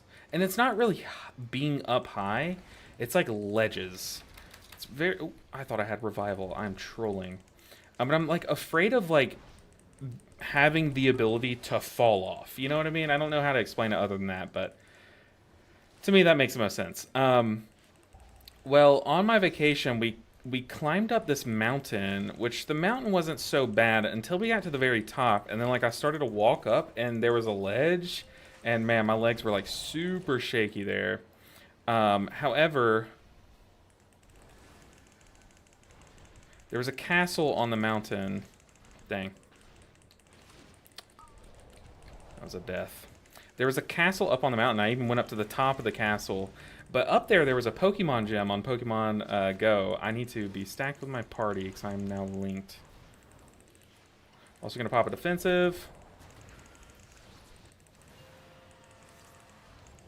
That's a lust time if I've ever seen one.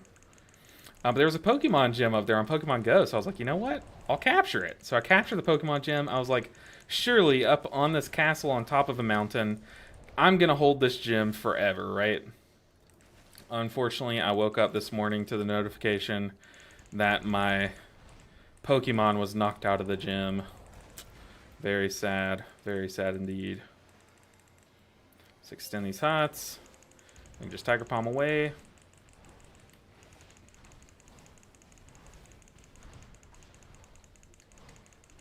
Oh my goodness. They're yoinking each other around.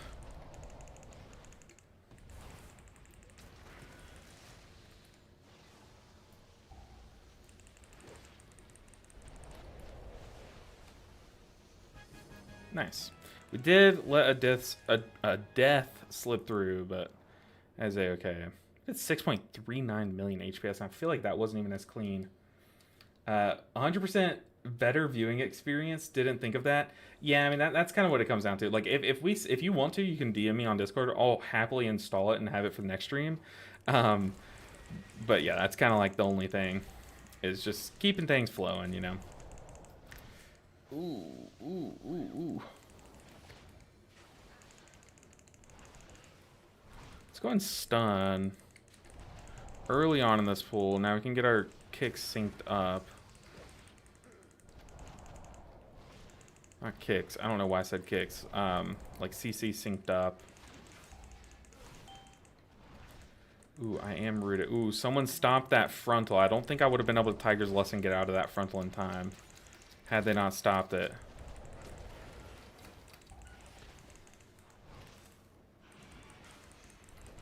I panicked and popped Chi-Ji to break the root. That's a yikes. This is an interesting way to pull these mobs that this tank is doing, because having the guys that stack that debuff on the tank during this pool makes it really hard to survive, because the healer can't, if you pull those guys in this pack, the healer can't dispel the tank because he has to dispel the lightning debuff. So, ooh, let's touch a death. Okay, nice, we killed it.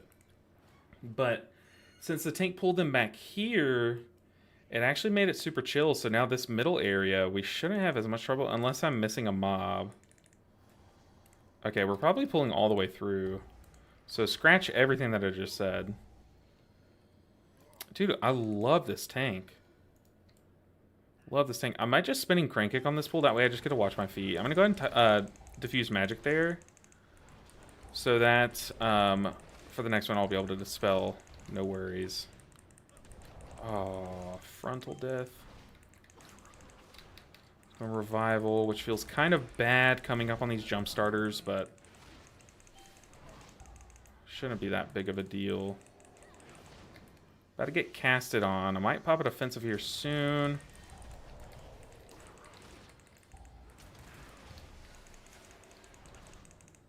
Okay, I have leg sweep. Just gonna pair that. Oh, these casts, man.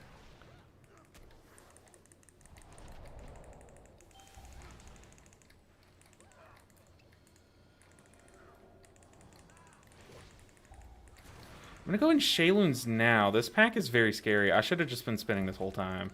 I can't really keep up with everything that's going on, to be honest. It'd be nice if we were all stacked in here so we could just boop things into the corner. Dude, these casts are nuking us. Maybe this pool isn't the play.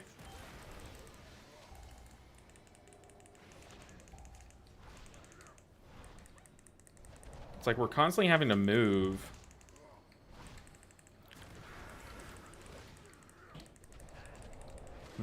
I don't know. I know there's something I could have done to play this better. Maybe I should have just held Chi-Ji and sent it on this pool. I just didn't know that we were going to do this pool like this, you know? I guess in hindsight, I used Chi-Ji here, and then just hope that I don't need it on the next two pools. Honestly, if I had Revival 2 coming into this pool, we could probably triple Jump Starter. I don't know. Maybe that's me just feeling myself.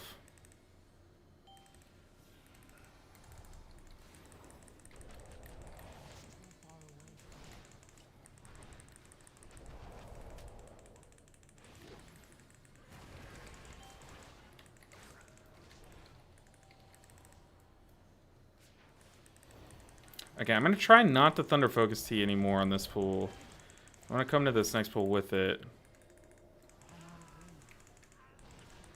Okay, but now it's just the lightning dudes, or the lightning dudes are about to be dead. It's just us versus the jump starter. Crap. Okay, I'm Shayloon's gifting, which I would have hoped to save for the double jump starter, but maybe we kill this guy really quickly. So yeah, okay, now I have it basically rolling.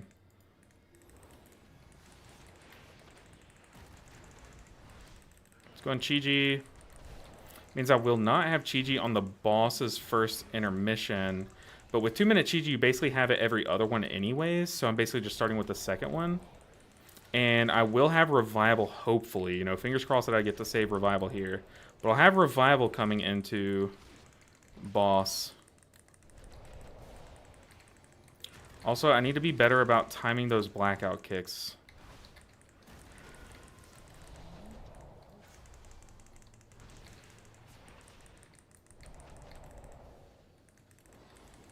Okay, Evoker, I was hoping they would pop a defensive. He did, which is good. Very nice.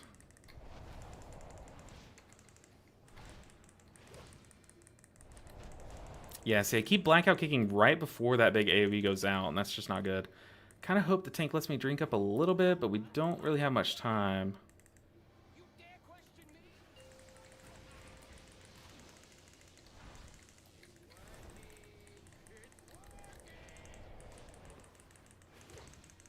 Tiger Palm, Tiger Palm, Tiger Palm. It's like that that video of that guy going like Firebolt, Firebolt, Firebolt.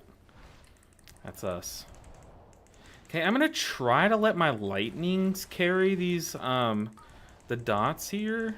Hopefully the tank's okay on the Thunder Punches. I'm not gonna really commit much there.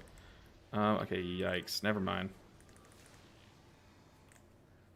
I'll Shaylin's gift it. Whatever. But I really need to be using these lightning charges because they're good damage. But then again, maybe I just save the lightnings for when we have to move out like this.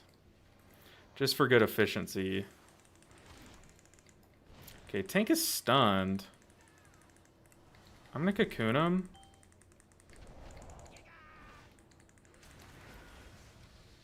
Okay, I'm revivaling there because that was sus. They were out of my range too. Oh, Evoker, you can't tie with that many defensives up every time. It's crazy.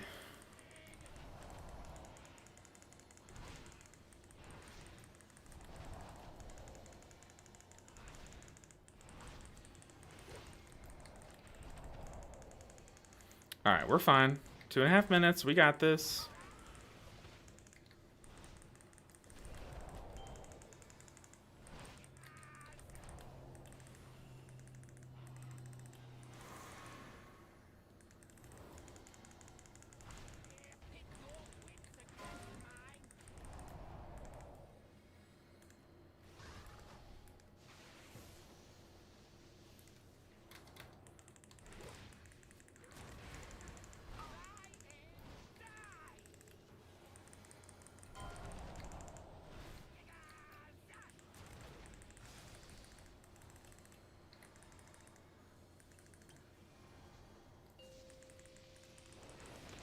Oh, man, I shouldn't have cast a Vivify on myself. I should have cast on him. Okay, we probably just threw.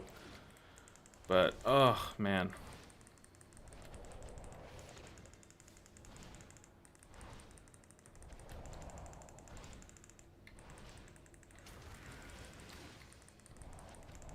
One minute, 33%. Can we do it? We're gonna have to. Alright, I'm just staying on the Evoker here. I have Diffuse Magic. It is plenty enough to keep me alive. It's fallen off. Okay. I need more uptime, more uptime. Punch, punch, kick.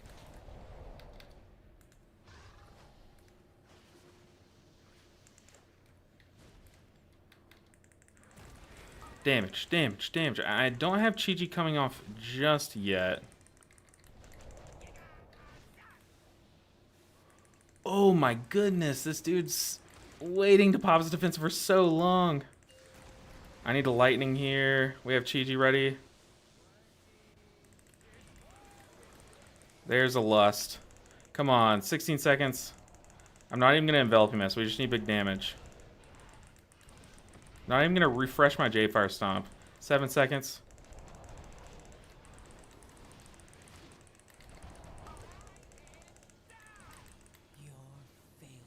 Oh, that's so tragic. Oh, that is so tragic. It's okay. I already had that time, so I was fine. But, oh, that is very tragic. Oh, goodness, man. That got stressful. Let's see. Did all 24 tens on Voldir. Now you have an excuse to go back. True, true. I'm gonna add this guy before he leaves.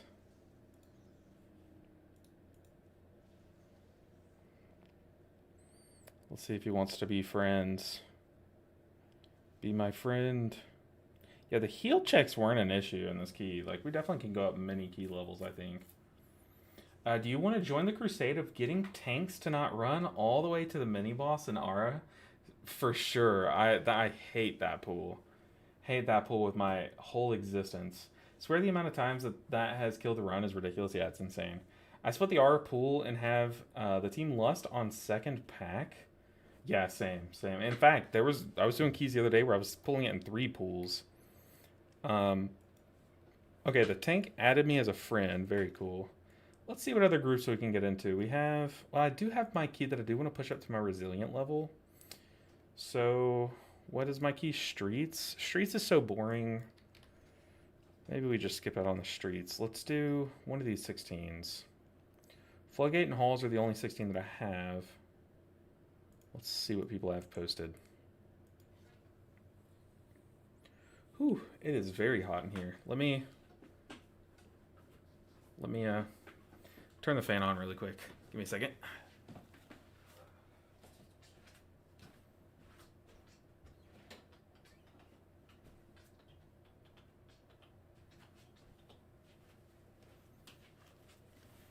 Whew. Yeah, that heated it up nicely. Ooh, Ecodome 17 with a Warrior Hunter combo. Smells like they need a mage. Not a mage, oh, a monk.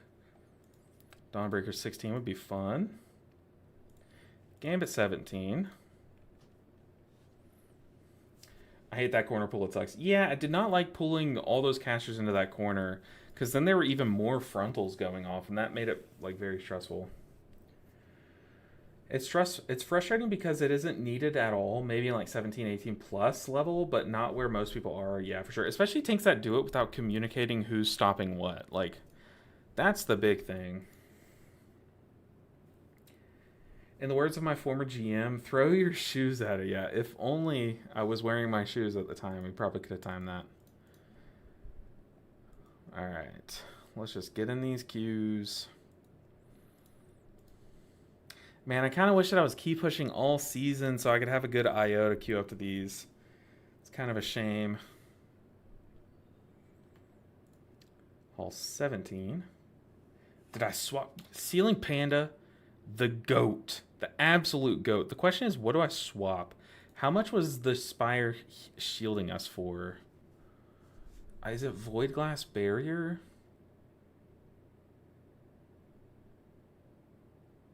285 million is a lot, but it's not enough where I would miss it.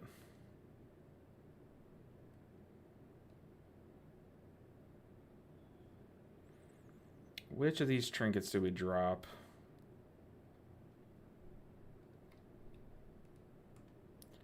I think the Void Core. I feel like this crit buff that we're getting during those moments of our big ramp is just too nice. Like, we can't drop the antenna. I don't think so. Yeah. I think we go here, but now I need to make sure my keybind works. Okay, now. Maybe I was trading in the Void Core. Oh, what am I saying? I meant to do that. Okay, that's what I meant to do. Oops. So we got both of the Lumithar trinkets on. They're both maxed. Okay.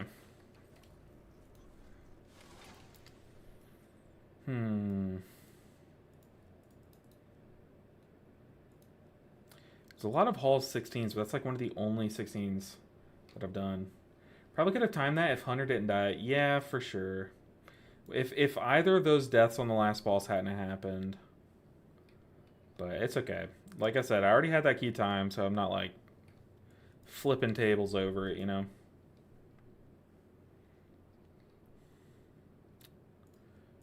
Oh, man. Is it usually this bad in terms of how many keys are posted this late in the season? I know it's usually bad, but like, it feels like there are just no options. We could do Priory again, but I really just don't want to. If I'm being real. Y'all know I do not like that dungeon. We'll hold off on the Priories. I really want to do a dungeon that we haven't done today. Like, we haven't done a Gambit. We haven't done a Dawnbreaker. Those are both fun dungeons. I think most people have their full group and just don't pug. Yeah, 100%. Especially once you get to a certain key level. There's just people that don't pug. Like, it's pretty annoying. I'm going to see if that tank is still on and send him a message. Because it would be fun to get a little push group together. But no, I think he logged off.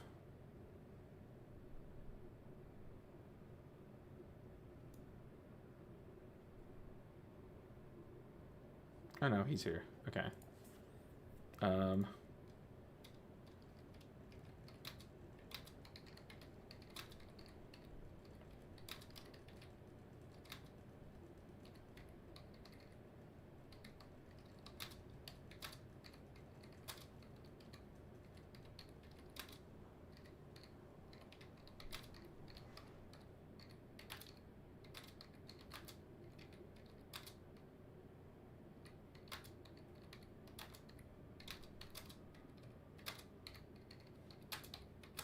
I'm saying I have a hunter friend. I have a hunter friend that's interested in key pushing toward title. If you want to join us, I can keep in touch. Is the message I sent to the tank. It would be fun to get a push group together. The thing is, like, it's the tank is really what holds it back. You kind of have to find a good tank before you can find DPS, you know, because DPS kind of exists like you can just like stick a net out and swipe the air and you'll come back with like 10 DPS, but no tanks.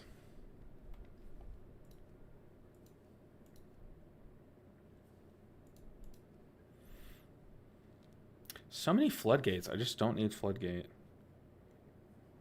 Let's filter out these two.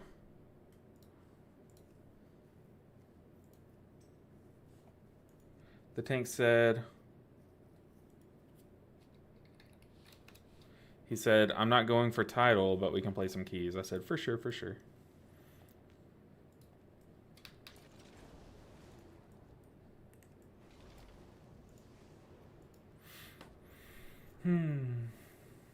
Oh, so, okay, let me run a fun idea by you guys.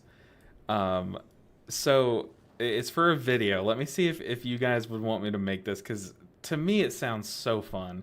It would probably be made in like a week or two, like maybe a little after the beta comes out, but so YouTube has this like built-in AI idea generator basically, like hey, if you have writer's block and need help making like an idea for a video, we can help. But it's like it's so hard to find a good idea there, like so it's kind of just a meme.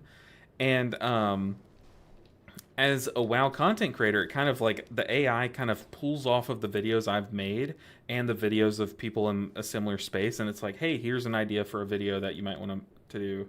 Um, uh, hold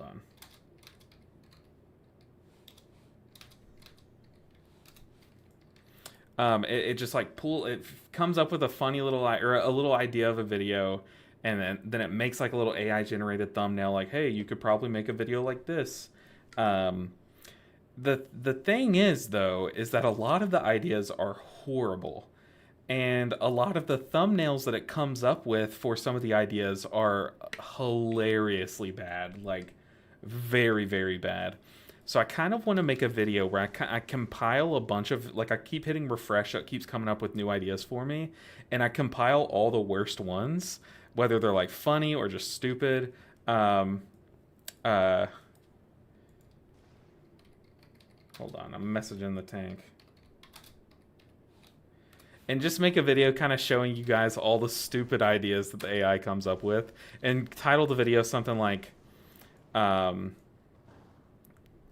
like AI WoW videos are garbage, you know, something stupid like that, like saying how stupid they are. I feel like it's hard for me to relate to you how funny they are, But some of these ideas are so stupid. Like, I guess I can.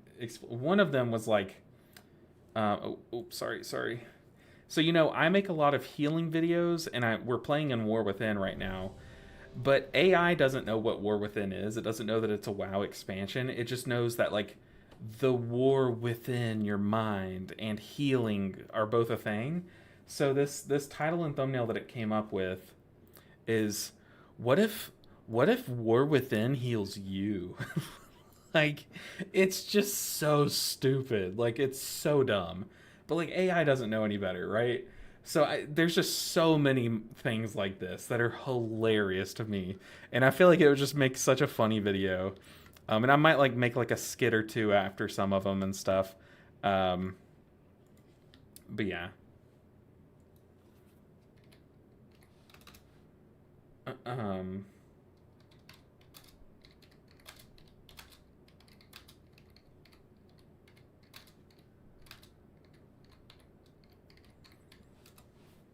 okay. War Within Warriors. I feel like Ceiling Panda is AI. But Grandmaster, I'm telling you, it's so good. Like that's like one of my worst examples, by the way. There are some banger ones. Like I have legit like laughed out loud multiple times. And I just had the idea to make it into a video recently, so I kind of wish that I had been compiling them for like more time. But yeah, I'm definitely gonna start. I'm gonna make that into a video. It's just I don't want to make that video right now because I think that that's more of a niche video, and those types of videos are like very hit or miss, but more leaning toward miss. Like whenever I do a skit video, for example, as passionate as I am about these skit videos and as well as I want them to do, the truth is they're just like niche, and like YouTube doesn't know how to show it to my audience, you know? Um, so I want to wait until I get beta access and can make some beta videos and kind of build up the viewership on my videos more before I make that video. You know what I mean? Because I want to give it a chance, basically. Um,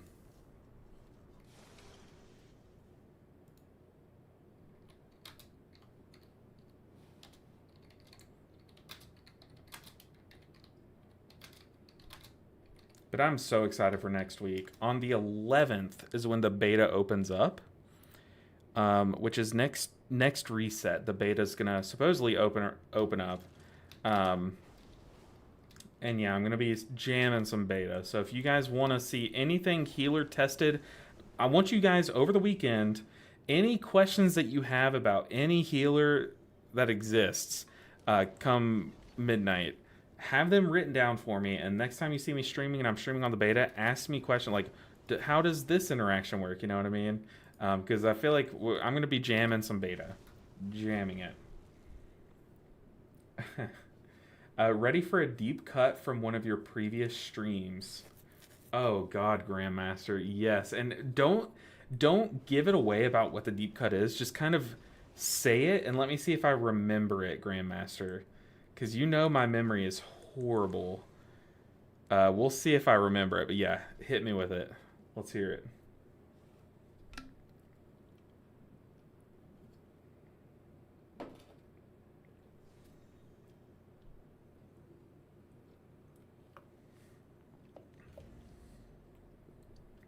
So we got into a gambit. You know what? Screw it. I kind of want to go Dance of Chiji. How bad is that here? It's only really good in the first room, and even then, it's not that great. But I've been contemplating. What if we dropped this talent point, the Jade Empowerment one? Because like, really nowadays you just use Jade Empowerment for the most part for damage. And what if you picked up like Focus Thunder, make your ramps smoother? Or what was something I was considering? Maybe just 5-man Shayluns again?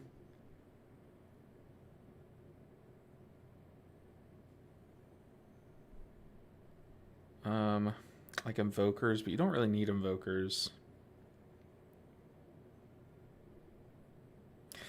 Jade Empowerment's just so good in Gambit, especially on the last boss if I'm going to be soaking.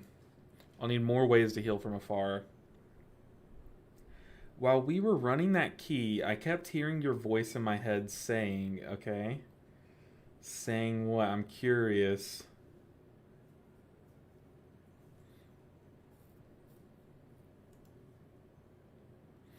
Oh god, I'm ready for this deep cut. I hope I remember it though.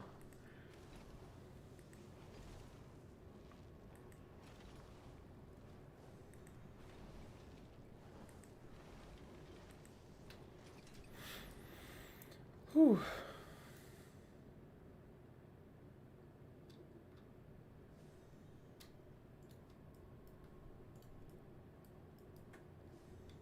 But also, I know a lot of people are on the fellowship grind right now.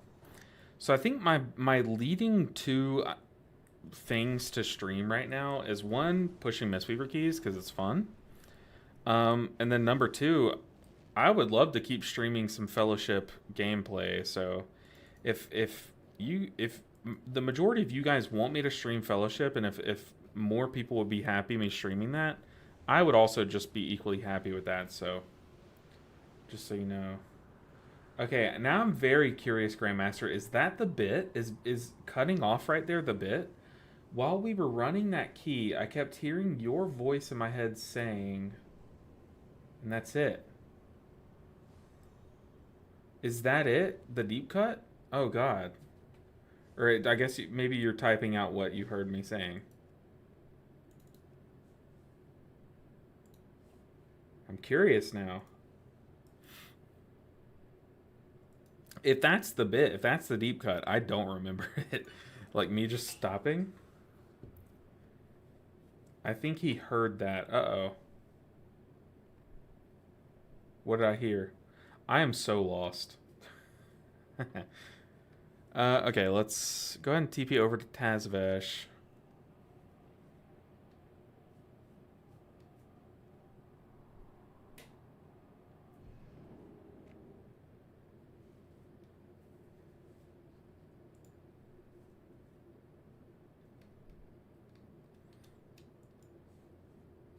But yeah, Zanelia, there's so many good little ones.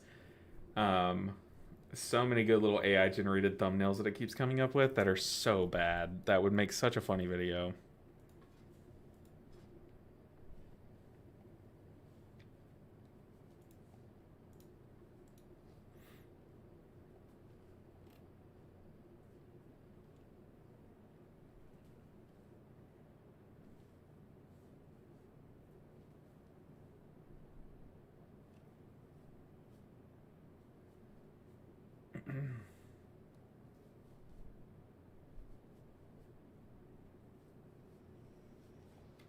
All right.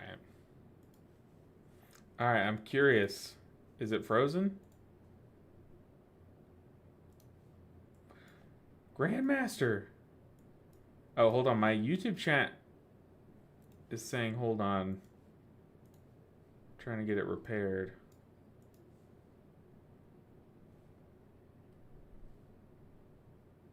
Hello?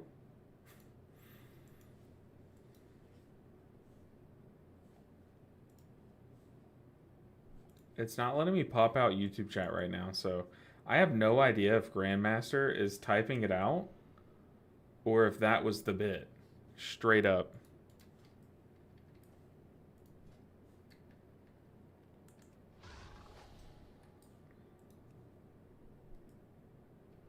Oh. Yeah, I'm a lot. Did the YouTube chat crash or something? What is going on? Grandmaster just messaged me in game. Yeah, it doesn't say it. It doesn't say it.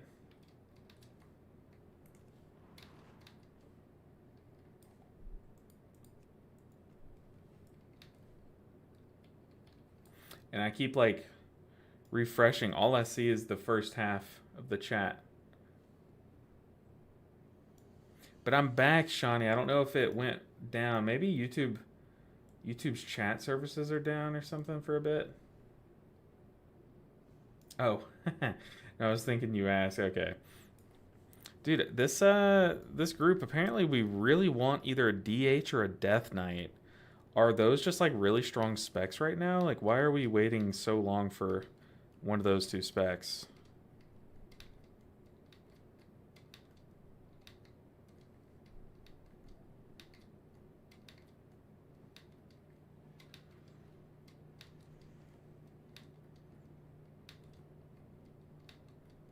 I mean, I know Frost Death Knight is really strong.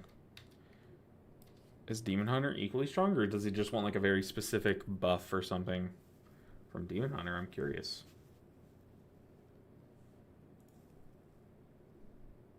Oh, eat my affix.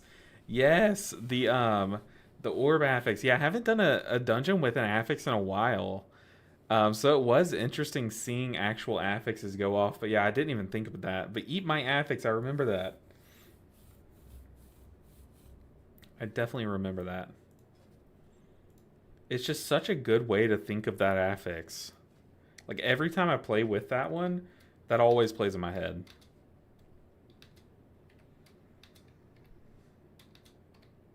Man, what a callback, Grandmaster.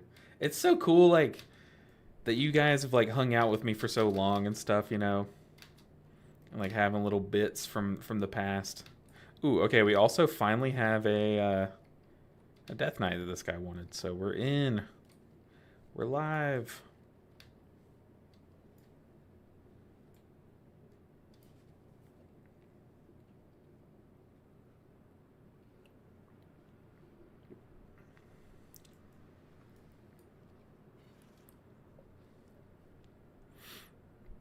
I'm gonna have to run my streets eventually to boost my key up. Which healer is losing at midnight? Yeah, that's the question.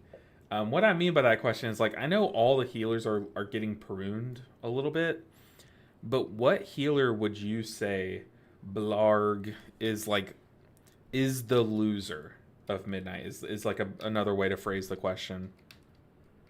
I know a lot of people consider Resto Shaman to be because they're arguably getting pruned the most. Um, but I don't know. I feel like them having my argument is that them having the kick, the only kick of the healers, kind of keeps them as like in the race for the meta just alone, you know. But what would you consider as the healer that's losing the most? I'm gonna make a video giving my like full input soon, but I want to hear your input.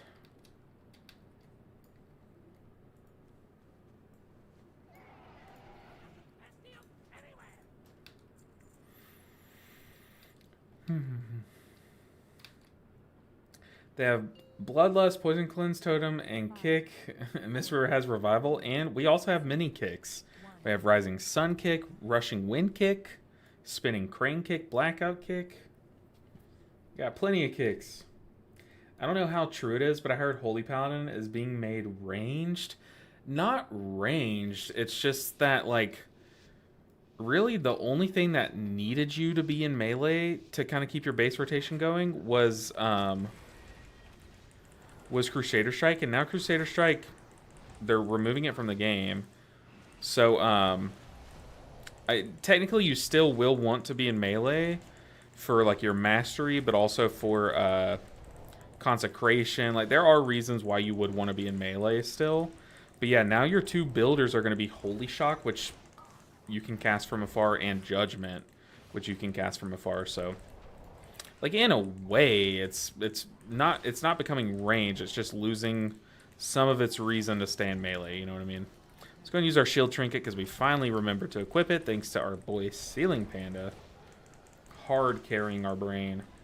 Shield of the Righteous also still needs melee. Yeah, and Shield of the Righteous is seeing, like, some love come midnight, but Shield of the Righteous is, in current day WoW, it's so, like, inconsequential, I think is the right word. It's like, I wouldn't make any decisions based on, will I be able to cast Shield of the Righteous or not? But yeah, like I said, midnight, they are kind of showing some love to Shield of the Righteous, so that might become more of part of the discussion of where you should stand. But it's not becoming range. Like, it'll still be coded as a melee. But I guess that's kind of what the speculation is since they're removing Crusader Strike, are they going to make it be coded as a range is a big question. Also, I know some people are speculating with them removing Crusader Strike and then also showing love to Caster Mistweaver. A lot of people are thinking, are they going to full stop just remove healers coding as either melee or ranged and instead code all healers to just be healers and then code all DPS and tanks to be either ranged or melee, you know what I mean? It's like take us out of that little coding categorization. Kind of like in if you've seen Mythic Dimensions Prog, it picks a what am I saying? It picks a healer, a tank, and a DPS. So what if it picked a ranged, a melee, and a healer? You know what I mean? Like what if those were the three categories instead of ranged or melee? So some people are thinking that, and that's why they're removing that, but I don't know. That's just a lot of speculation.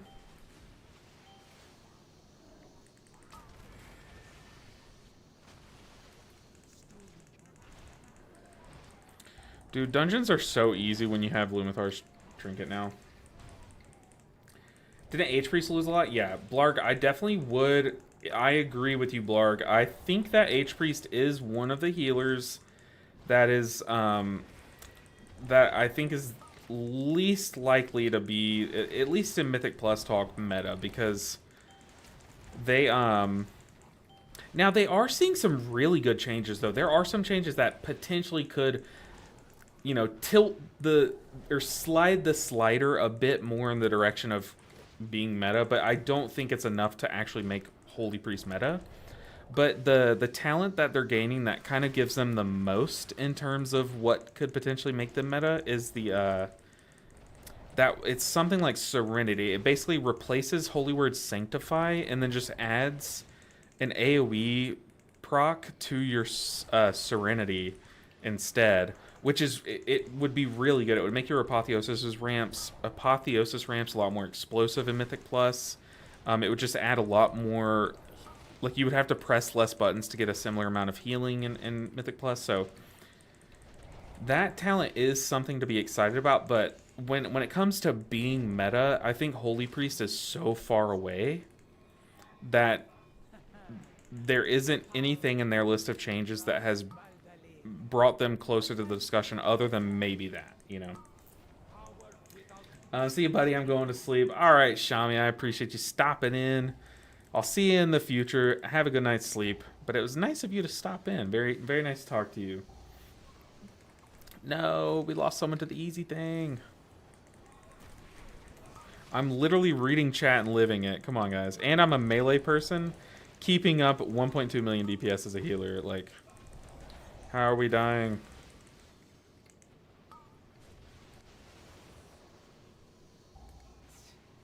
See how your wisdom fares against the might of the Titan. You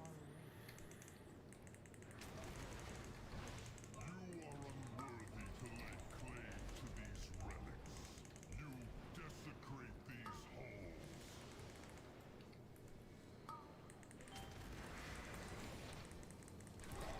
Oh, we pulled the boss while our Death Knight's not here. Now he's locked out.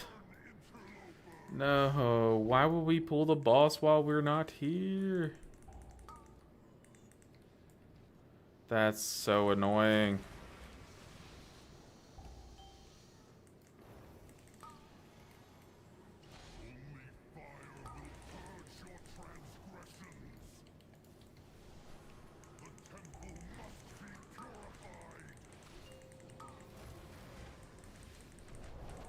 Okay, I'm gonna try to run 2 orbs here. We can't have the tank do it with those the guardians on him because these circles will spawn. So yeah, I need to actually do this. Also, which one's left? Looks like they got them all. Yeah, we can't let the tank do that while these guardians are still alive. This is pretty troll.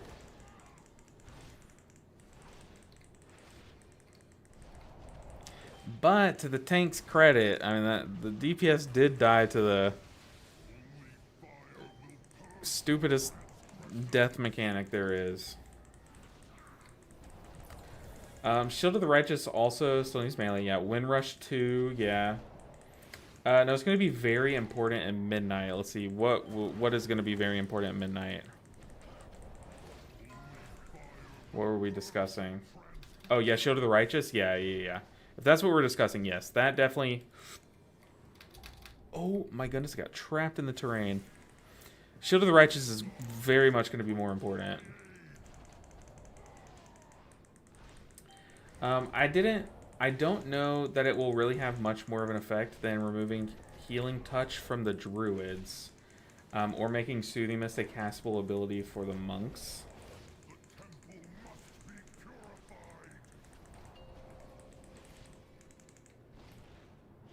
Okay, I have yellow.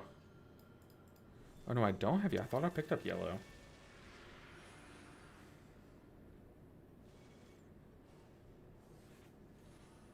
This is dying so slowly because we're down a DPS.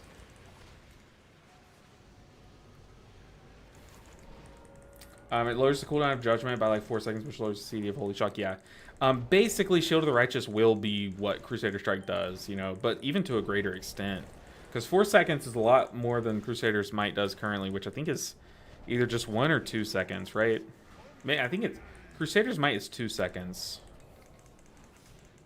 From your Crusader Strikes.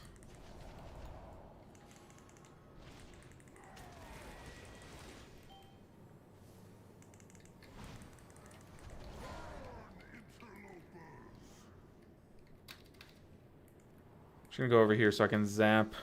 Have some good uptime. I feel like this dungeon has like an okay timer. It's like I'm not too worried about time, even though we have this guy literally out of the boss fight forever. Still think we can time this.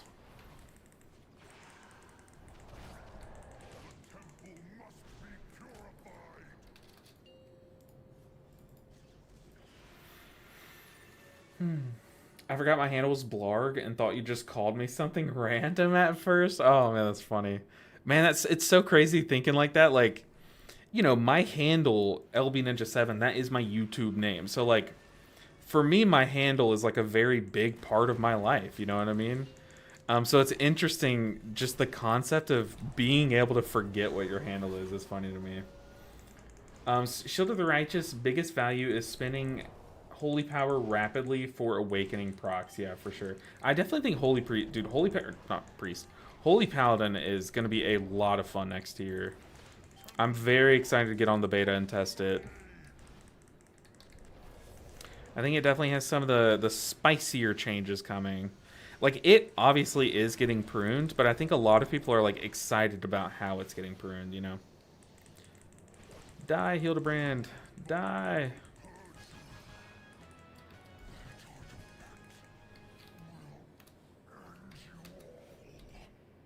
Oh. Selia's arrogance will be her downfall.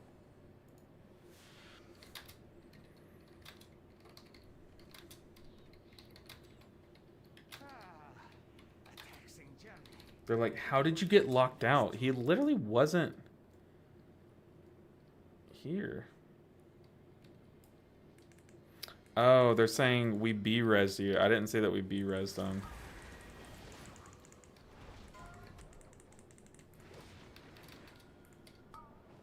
You have a talent for acquiring intriguing artifacts. This was found among the ruins of the Black Empire, yes? We have an eye for treasure, but not enough smarts to stay away. Can we still time this? 19 minutes. Please direct I'll do everything I can. We need big damage is kind of all I need to do.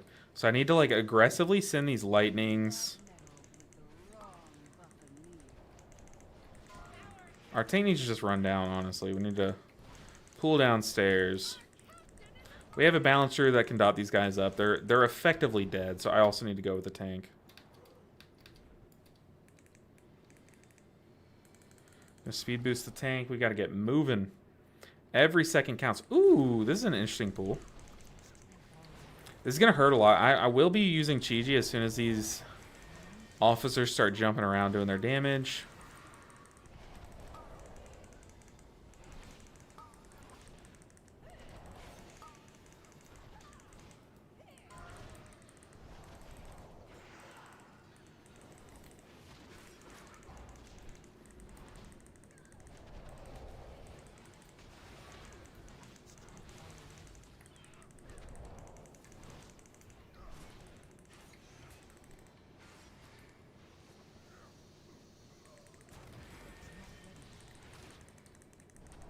Alright, we got to get this officer dead. The officers are the deadly things. There's 3 of them here.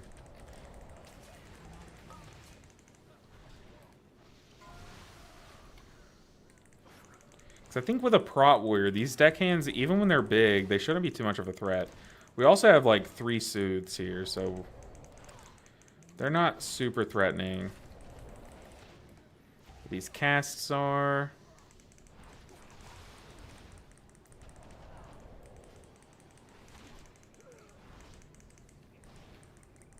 Alright, let's start our damage on the officer. The officer did just use his little cleave thing, so he's probably not as threatening for a bit.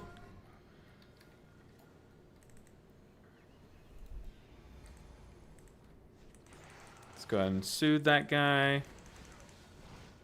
I'm just gonna pull boss, I guess. I don't know. We don't have time.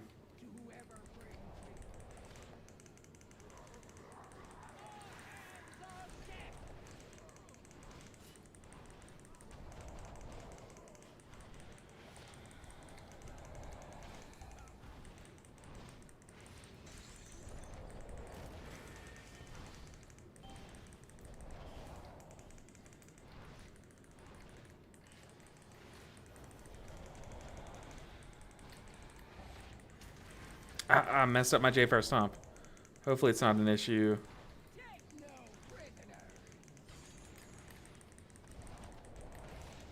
Alright, come on. 0 deaths here. I just gotta be good about my dispels.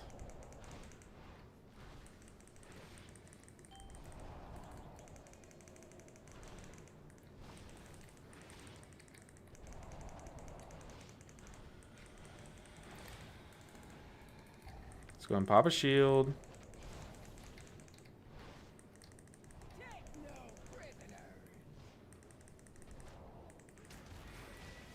Use lightning for some damage. Diffuse magic. I'm gonna Shayloons for more damage here.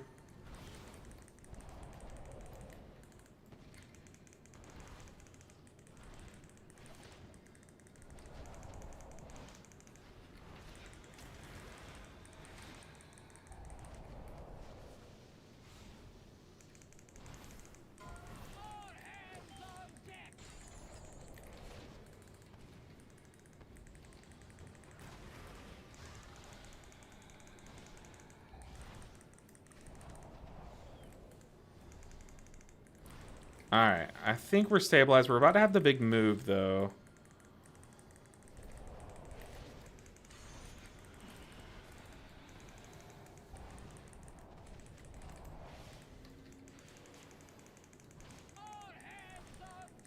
So I have Chi-Ji rolling for the big move. Also, I have Revival here if I need it. Which I might, because I did Dispel very late there.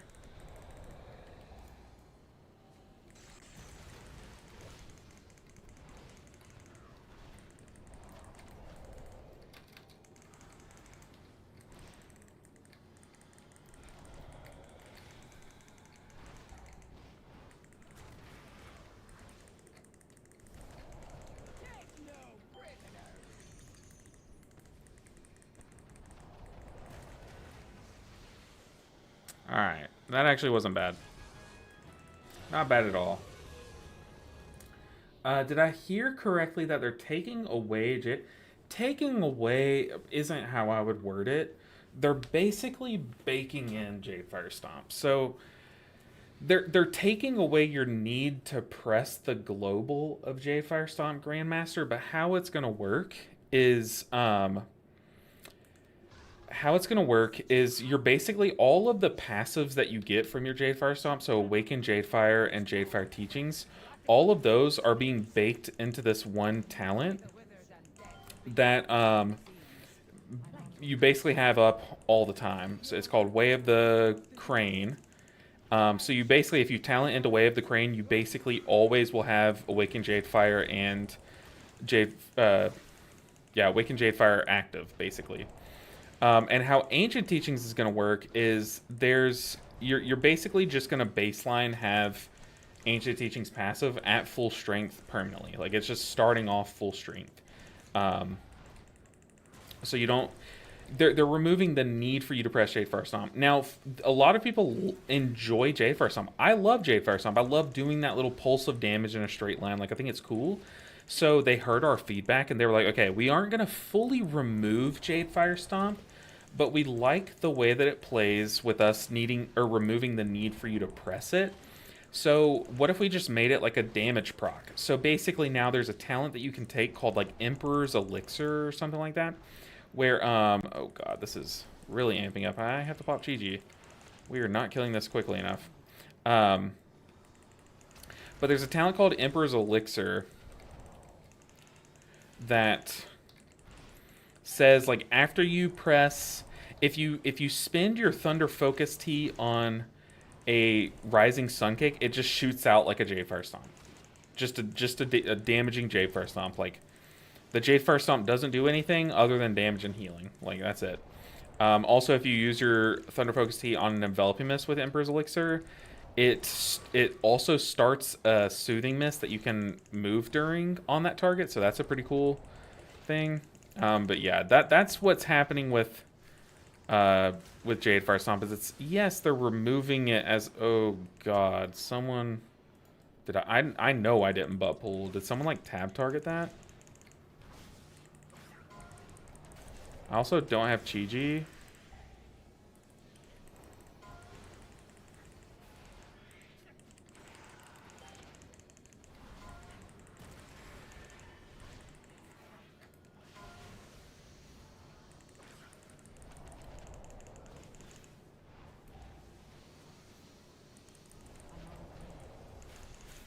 This got super stressful. I apologize that I got really quiet all of a sudden.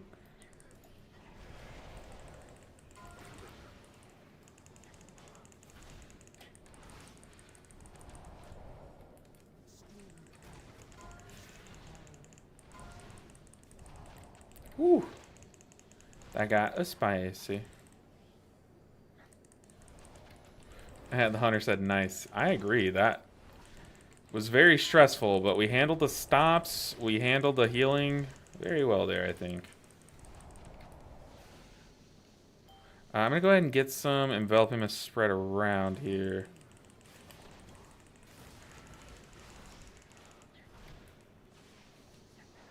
Okay. Getting a Zaxby's ad is kind of wild when the snack is the streamer. Luffy. Very good to see you, Luffy. I miss talking to you, but I appreciate the kindness. Dude, what a weird way to enter in, Luffy. I can always count on you for the weirdest entrance into the stream. Oh, but it's good to see you, Luffy. How are things going? Okay, we also have 10 minutes left. Oh, we are going to need to pull the other stars here. I wonder if we're going to pull into boss. So yeah, you kind of did hear correctly, but it's like a... It's not as bad as it sounds like. Oh, they're just removing it. They're just basically removing the need to press it to get all the buffs. You just have all the buffs, you know? So they made it a proc. Yeah, I mean, basically it's keeping its little damage flare. But you basically... I mean, it sounds weird, but imagine you're playing Chi-Chi in a raid fight. What sucks is whenever you're doing Chi-Chi in a raid fight, your first global has to be Jade Fire Stomp. And that sucks. So now in Midnight, you know, if you're playing Chi-Chi in raid, you just kind of can run in and start punching and kicking the boss and stacking up your Tiger Palms. And, you know, it's going to make it feel a lot better. Same on bosses. You don't need to Jade Fire Stomp and then, like, you don't have to worry about what if your tank pulls the pack over here and, like, you're off your Jade Fire Stomp, you know, so... It's going to be a huge bonus, and you're still seeing the visual of Jade Fire Stomp if you want to talent into it. They're going to make it do more damage and healing, I think. It's not going to proc your Mastery or... not Mastery. What does it proc now? I don't know. It's basically just going to do what it does now, but better, kind of.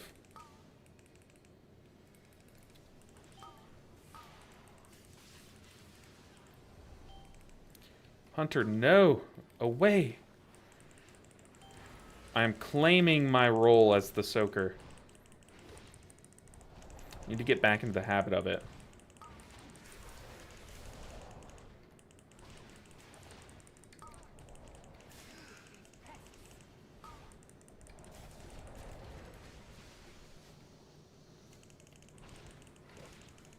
Okay, this boss is always so annoying when it's like you're doing so well in a key and then you just mess up on this boss. Like, I hate that about dungeons. When the final boss is one that you can just, like, botch the whole key on, you know? I don't know if I like that they're taking a Thunder Focus Tea away from Jade Lightning. Yeah, well, Thunder Focus Tea never worked with Jade. I know what you mean, but, like, Thunder Focus Tea... How do you word it? Thunder Focus Tea doesn't have Jade Lightning listed, but I know what you mean. Like, they're basically changing how Jade Empowerment works, which is going to be an adjustment. And I think a lot of people are kind of upset about that, but it kind of has to go with the pruning of cooldowns. Like, they want all of these specs to have, like, less cooldowns, you know? I'm just going to cocoon that guy.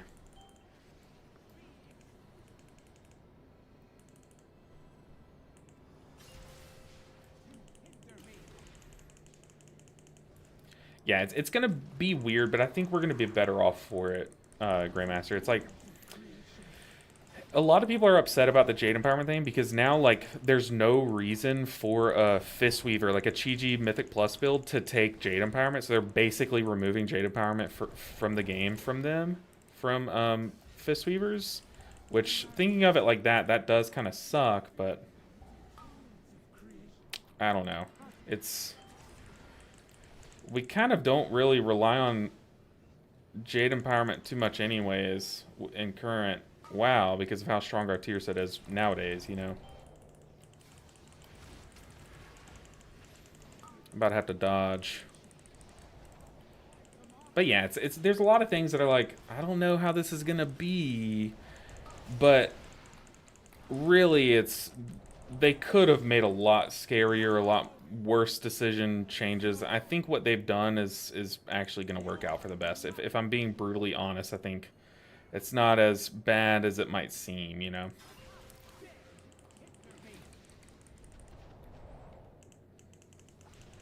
Just need a Tiger Palm as we run in. Probably shouldn't have greeted that global to roll. I need to spread some Enveloping Mist here. Let's see, I have Revival, Shayloons, Cocoon. Please be close. It's not that close.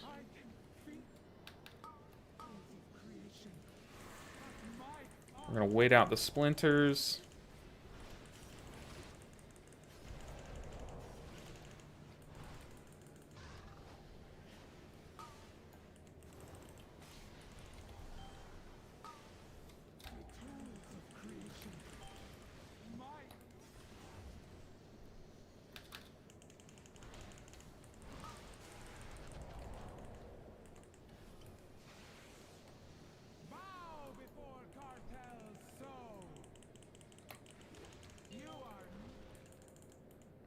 I don't have any mobility. Run.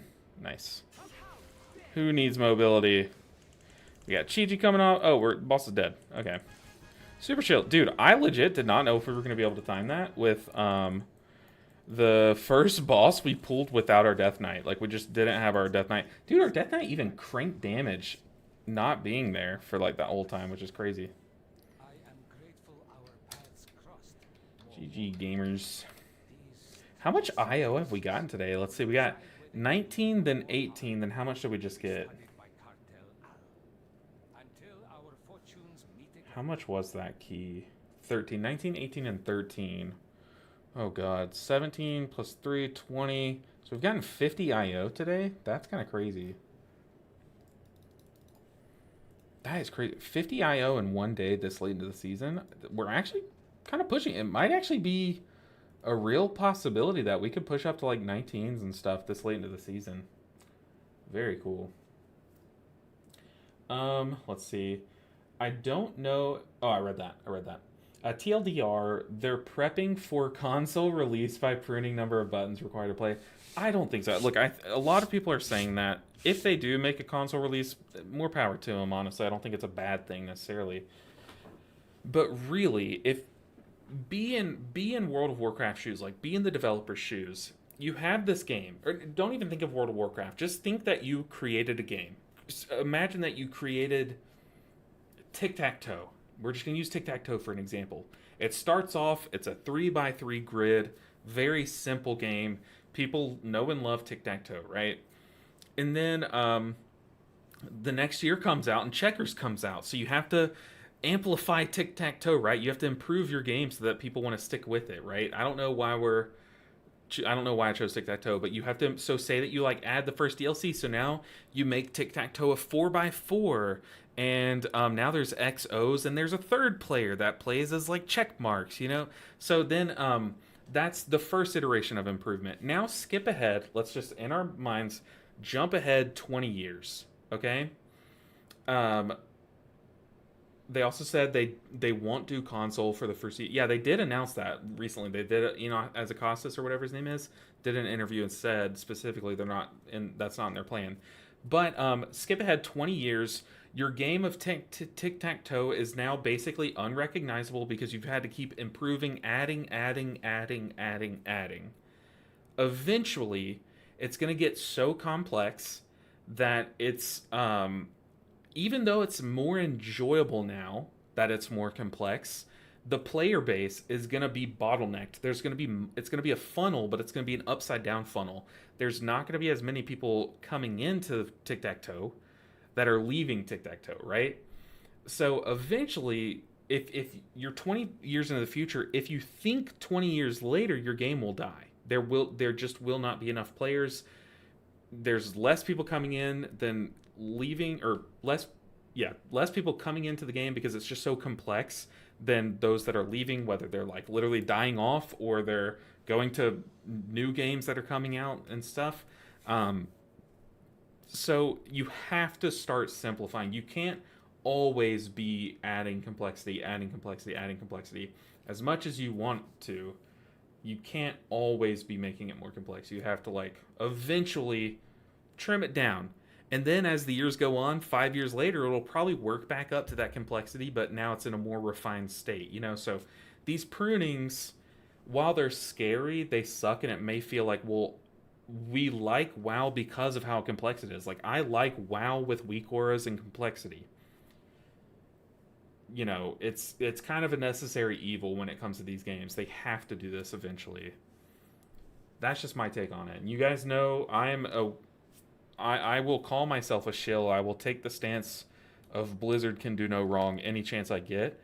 But that's just like my unbiased, honest opinion. Is I think when it comes to games, you have to eventually prune. You can't always add complexity, even if your player base, your returning players are more happy with it that way, that it keeps getting more and more complex. Eventually, it's going to get to the point where only your returning players are happy, and that's not healthy.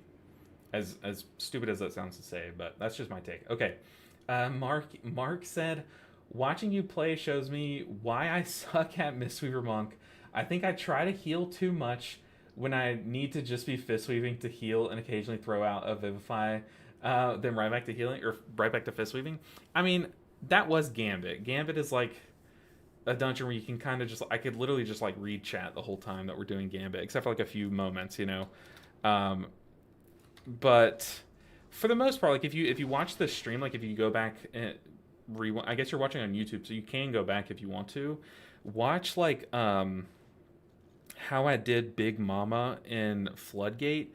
The way you are going to have to start playing Mistweaver once you get to higher, like harder heal checks, is you do have to cast around Enveloping Mist before that heal check, Rising Sunkick to extend it, and then Tiger Palm through the damage so that you get your tier set procs to heal through it. There are newer articles saying it's a rumor, and the senior devs spoke out saying they're not actively working on bringing WoW to console. Yeah, so that was very, to your credit, Grandmaster, that was very recent that he did that little, I think he did an interview on some podcast that I've never even heard of that podcast, but yeah, he basically confirmed, like, look, we've heard you guys, we know a lot of people think we're going to console and that's why, but that's just not the case. I think it's just a fact that, like, they've expanded the game for years and decades at this point. Now they need to kind of like tone it down a bit, refine what they have, build up, like rebuild the foundation of the game, and then they can expand outward from that new foundation, you know. So yeah, okay, let's see. We need some 16s, some 17s. So let's start queuing up for those. Ecodome, ooh, an Oceania group. I kind of want to join an Oceania group. I guess one of the other devs suggested the idea in an interview. Yeah, one of the other devs, I think on Twitter, if I'm remembering correctly, had said it, but I think he was joking. I think he was like going along with the rumors, like joking along with it, and people took it seriously. I think is what, maybe we're talking about two different things, but I think maybe it wasn't a dev; it was just someone that works in the game, you know. What is the worst and best besides Gambit dungeons to heal this season? Worst dungeon to heal is 1000% Priory. This dungeon is atrocious. Okay, hold on. Honorable mention, Dawnbreaker is the buggiest piece of garbage that anyone's ever let into a game ever. Ever. This garbage of bugs should not exist. They shouldn't have brought it back for another season in its current state. Fix the bugs. Remove all those random casters that you're not supposed to fight, but occasionally will just randomly bolt your DPS and kill them, and you can't do anything about it except them die or shadow meld. Like, remove that nonsense. Fix the boat so you don't fall through it. This dungeon is garbage. However, its mechanics are really fun, so that one I can't really say. But yeah, Priory is awful. Things that interrupt you, like disrupting shouts, toxic. Major AoE slamming damage overlaps, like Thunderclap plus Disruptive Shout, toxic. The dungeon sucks. Okay, this dungeon is awful. Now, outside of the first pool, this dungeon actually does get a lot more fun. I think once you make it to the Paladins and start fighting Paladins, that's when this dungeon gets fun. Have you fallen through the main ship after? Never the main ship. It's always those side ones, for sure. Oh, and then best. So the best. Now, Gambit and Streets are the easiest dungeons to heal, but I don't think they're the best ones. I don't think they're like engaging enough, to be honest. Streets legitimately is a joke to heal. Gambit has the dragon that's hard to heal. The last boss is pretty fun to heal. I think personally I really like healing halls. To me, I think halls is the most fun to heal. Because it tests your ability to heal many different damage patterns. Like, you have to be able to heal big AoE pulsing damage from the thrashes. You have to be able to heal giant single target nukes on the second boss when he jumps on a player. That's a lot of single target damage. You have to 2-man heal plus Dispel thrown in there plus AoE healing on the third boss. Like, it's just a lot of fun. It's a lot of fun. It has something for every type of damage, which is, in my book, that makes a fun dungeon to heal. But dude, we have gotten a ton of IO today, and I kind of want to see if we can get some more. Even if it's just an Ecodome 16, start chiseling away at these Resilient 16s. I can do my Streets 14 off stream and push it up to something worth streaming. But are y'all having fun? Like, are y'all enjoying this late season key pushing? I know it's definitely weird. It feels odd streaming key pushing as the beta for the next expansion is literally about to drop. You know, like, this feels very weird. But I'm having fun. I hope you guys are too. And eventually, once the beta comes out, which is going to be next week, even, I'm going to be streaming the beta and mine and Vlad's series once the beta drops. Tall de Gore was worse. Dawnbreaker is second, in my opinion.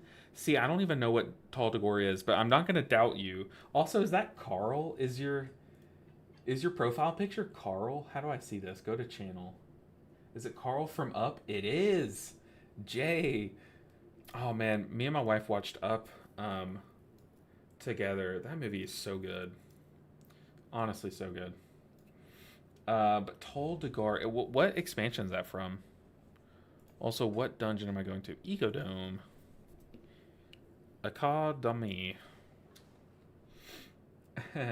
Tall de Gore was BFA. Okay, yeah, I don't think I've ever done Tall de Gore unless it's been like a time walking. But I don't think have they done time walking BFA yet? Mark, oh, you're canceled, Mark. Mark says, as a Resto Shaman main, I love Arakara. Arakara sucks. Arakara is actually okay. I really like healing the first boss. I feel like it's very engaging. Um, Outside of that, though, the rest of the dungeon is either super easy or super toxic to heal, in my opinion. But I am jealous of your poison cleansing totem. Um, that's a let's talk in my office type of thing. Oh, oh no. What did I say? No, you're going to pull me into your office. Am I fired? No. Oh, do you mean the like Twitter joke? Is that what you're talking about? It was the prison that spells like Starfall could pull. Oh, okay, I've heard of this. I've heard of this. So, spells like Starfall were bugged and could pull packs on floors above and below you. So there, I've heard of this. Someone said, I don't remember who it was, but I think I was watching a streamer back before I even started streaming, and they were talking about some dungeon, and they said there was a specific stairwell that if you stood on and press Starfall, it would pull like almost every mob in the dungeon. Like it would pull like everything. This could be that, but yeah, that's crazy. That is crazy. The Twitter thing, I know, like, I that's just maybe it was. I don't know. It was probably more obviously a joke, and only a few took it and ran with it. But like, when so many people are crashing out about the possibility of it being, console available, you just can't take those risks, So I agree, Ceiling Panda. And I don't know if it was a dev. I don't know what role they had with Blizzard or what, but like they had some amount of authority to where people kind of were like scared by his statement, or by his joke, I guess.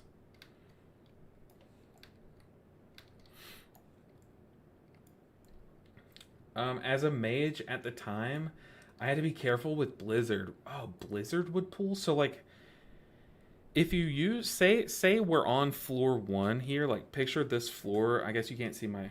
I don't know why I'm waving my hand like y'all can see my monitor. But picture this floor like I am on floor 1 and there's a ceiling above me, and that's floor 2. If you dropped Blizzard here, would it pull the crap on floor 2 down? Is that what would happen with Blizzard? Because that's crazy. It should not work like that at all.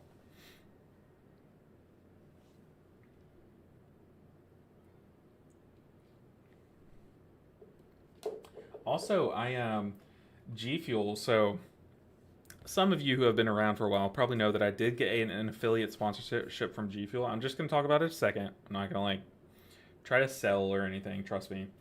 But they sent me their new formula, and today was the first day that I got to try it. The formula is like it's like so cool because old school G Fuel would like kind of powder up at the bottom. It would just like settle, right? And just like you'd have to reshake it every time you want to drink. But this new stuff, like it legit doesn't at all. Like it's crazy how different it is. So I don't know how they did it.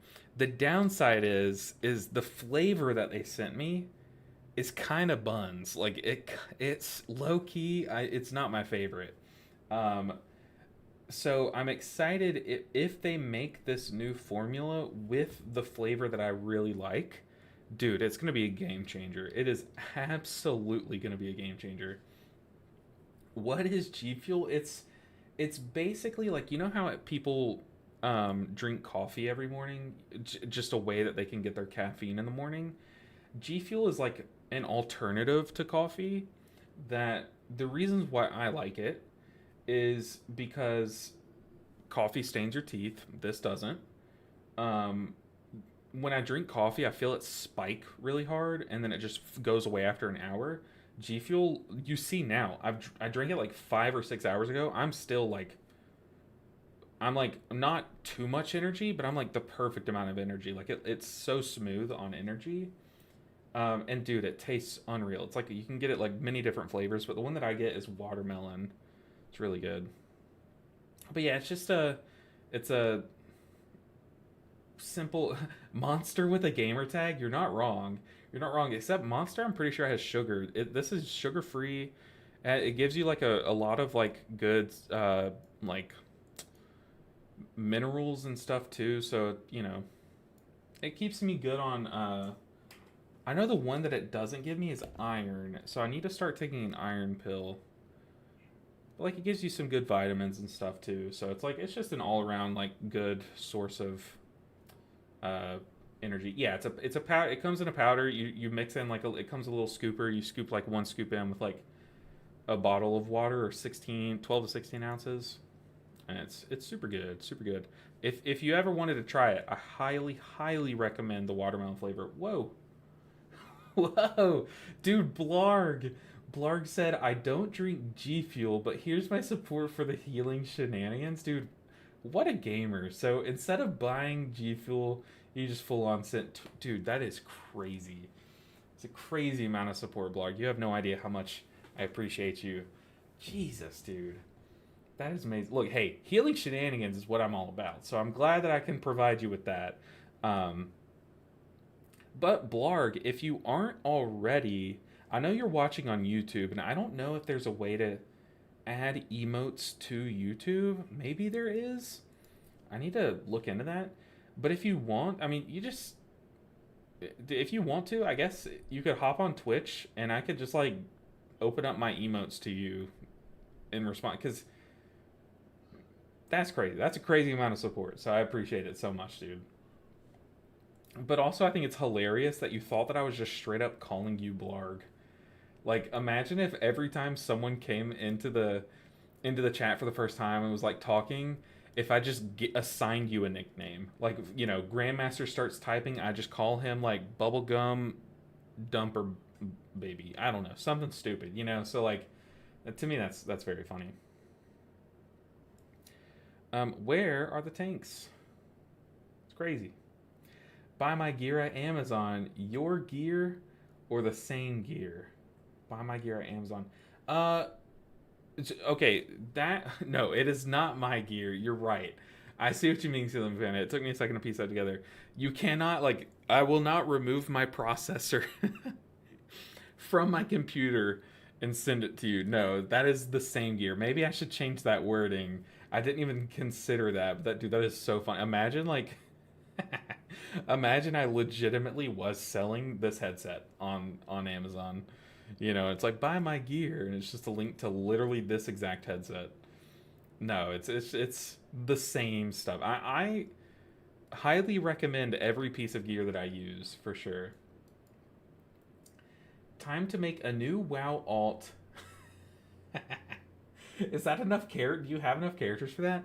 Bubblegum dump. Bubblegum dumper baby. Beautiful.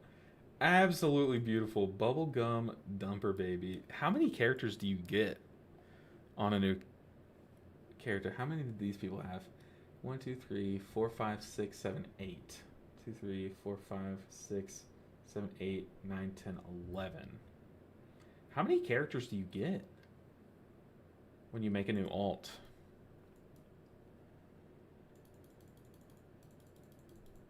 I kind of want to go a dungeon without Jade empowerment, but like I don't know what I would drop, you know, or what I would pick up. Like, why would I do that? Basically, it is I Blarg. Okay, Turtle Guy. I have no idea of verifying if it's actually you, Blarg.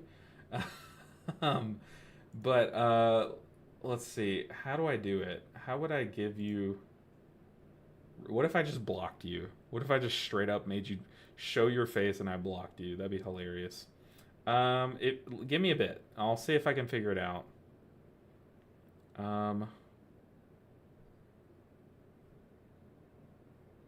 Okay, Streamlabs doesn't have an option for me to, but let me see if I can just grant you permission. I mean, if I have to, I would just straight up gift you a sub, but let's see.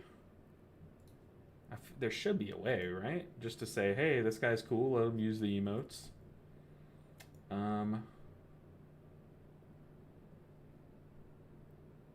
How would one do this?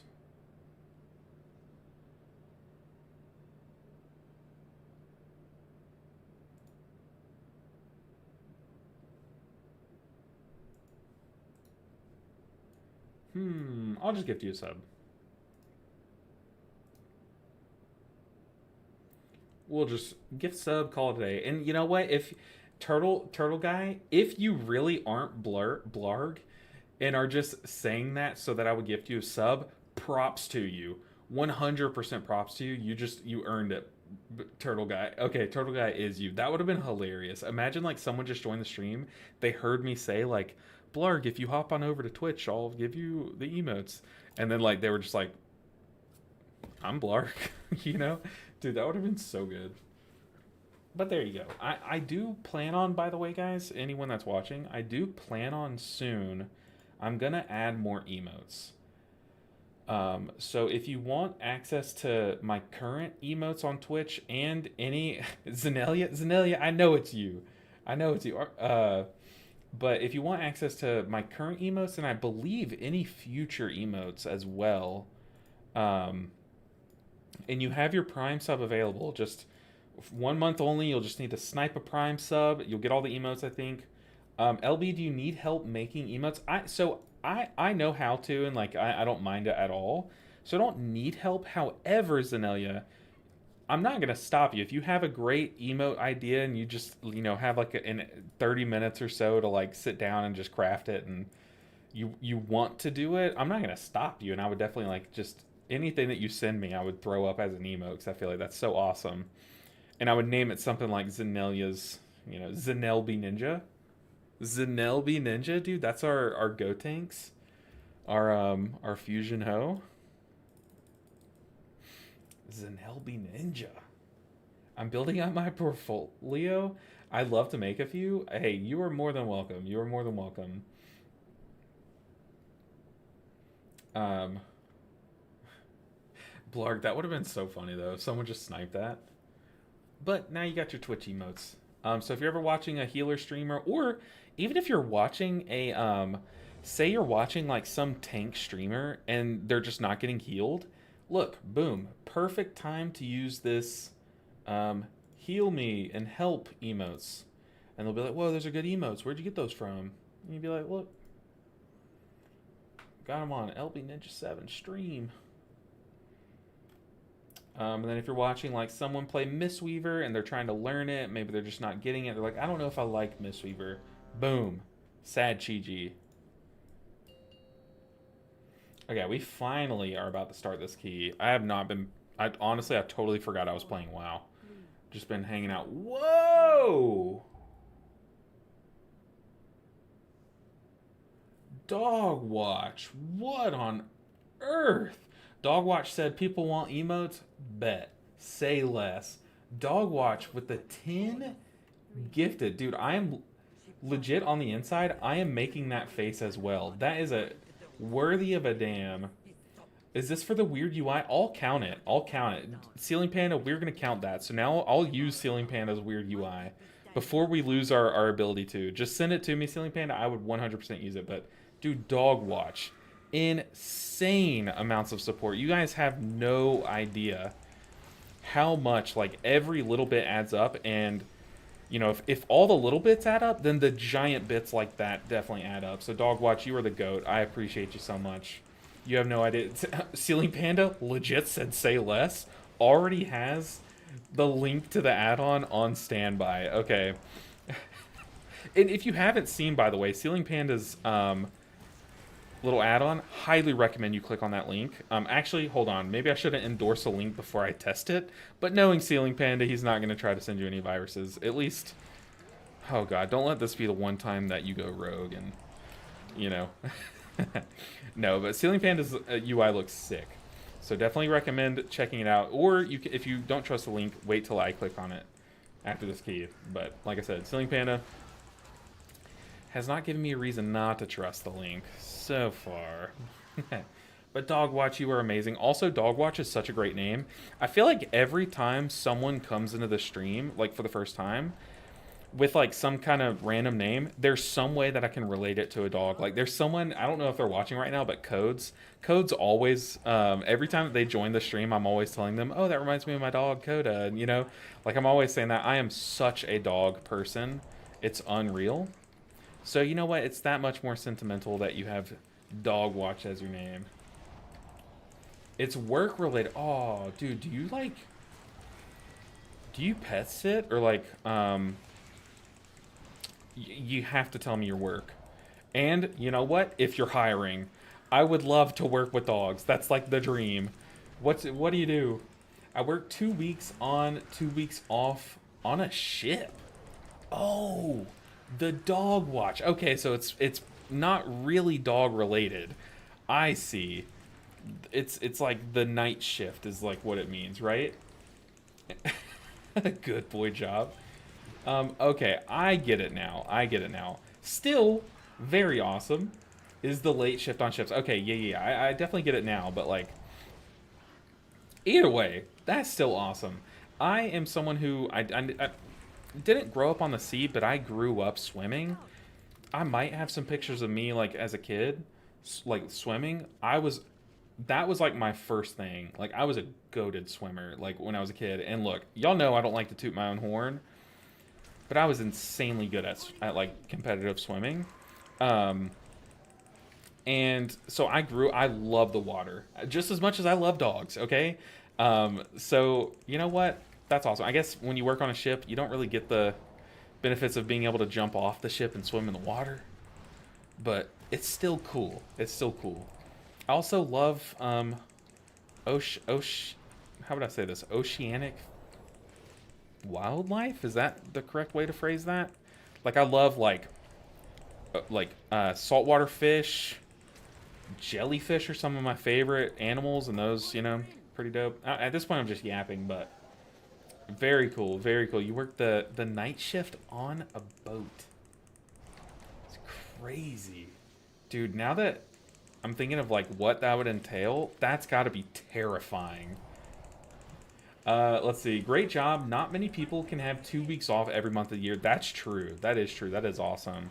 It's kind of like people who say that like teaching is like the best job because you get the whole summer off.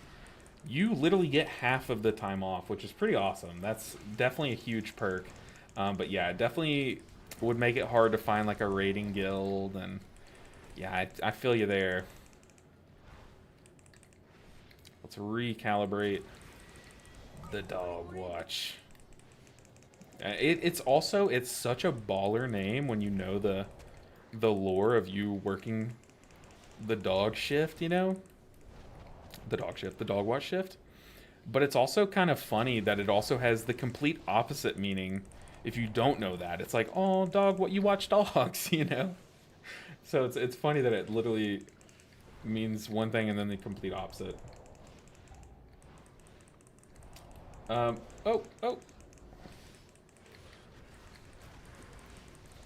Whew, okay, but you soloed a hype train. Absolutely soloed it, so massive props to you. Speaking of emotes, all 10 of the people you just gifted a sub to now have access to all the emotes, so a huge shout out. Oh my goodness, and then Blarg also. Blarg's like, you know what? I can't access the hype train on Twitch, but you know what? I'll start one on YouTube, if that's a thing. YouTube really needs to add a hype train. I feel like hype trains are actually kind of cool. I used to be like, what's the point of this? Like, they're kind of lame, but I don't know. They're pretty dope. But I appreciate the support, Blarg. And Dogwatch, oh no, you can't stand in that mage. What are you doing? We also didn't kill the ads. That's a big old oopsie. I feel like we should be fine, though. I don't have my shield trinket, but I will have Chi-Ji coming up. I'm going to go ahead and Shayloon's here. Tank said GG. Is it? Is it GG? I'm going to have to defensive here. And then really pocket heal the other person that gets marked. Because the boss is doing more damage, and that includes these little dots that he puts on people. We also need big damage here. Said not going to make it. Bro's just yapping. Use diffuse magic. Cocoon the other person. Not going to make... What's he talking about? He's saying we're not going to time this dungeon with this DPS. I mean, 3 million, is that really so low? Oh, dude, Dogwatch, legit, you're such a good person that you gifted 10 subs before even subbing yourself. That's crazy. That is awesome. You're amazing. Also, I'm gonna say Viel? Maybe Vale? I'm gonna say Vale. I feel like Vale is probably right, but correct me if I'm wrong. Vale? Nah, it's gotta be Viel. I'm gonna say Viel. We're going with Viel, locking it in. Tell me if I'm wrong. Viel6532 says late turbo boost just came out. That means the season just started. I mean, normally yes. Normally I would agree with you. Like logistically, yes. The season really starts after turbo boost, especially for push groups. But like when it comes to listing a key, this late into the season, like the season kind of is dead. I mean, earlier in the season, back before Turbo Boost and before Lee Mix and before Fellowship all came out, we would have had 30 DPS queued up already.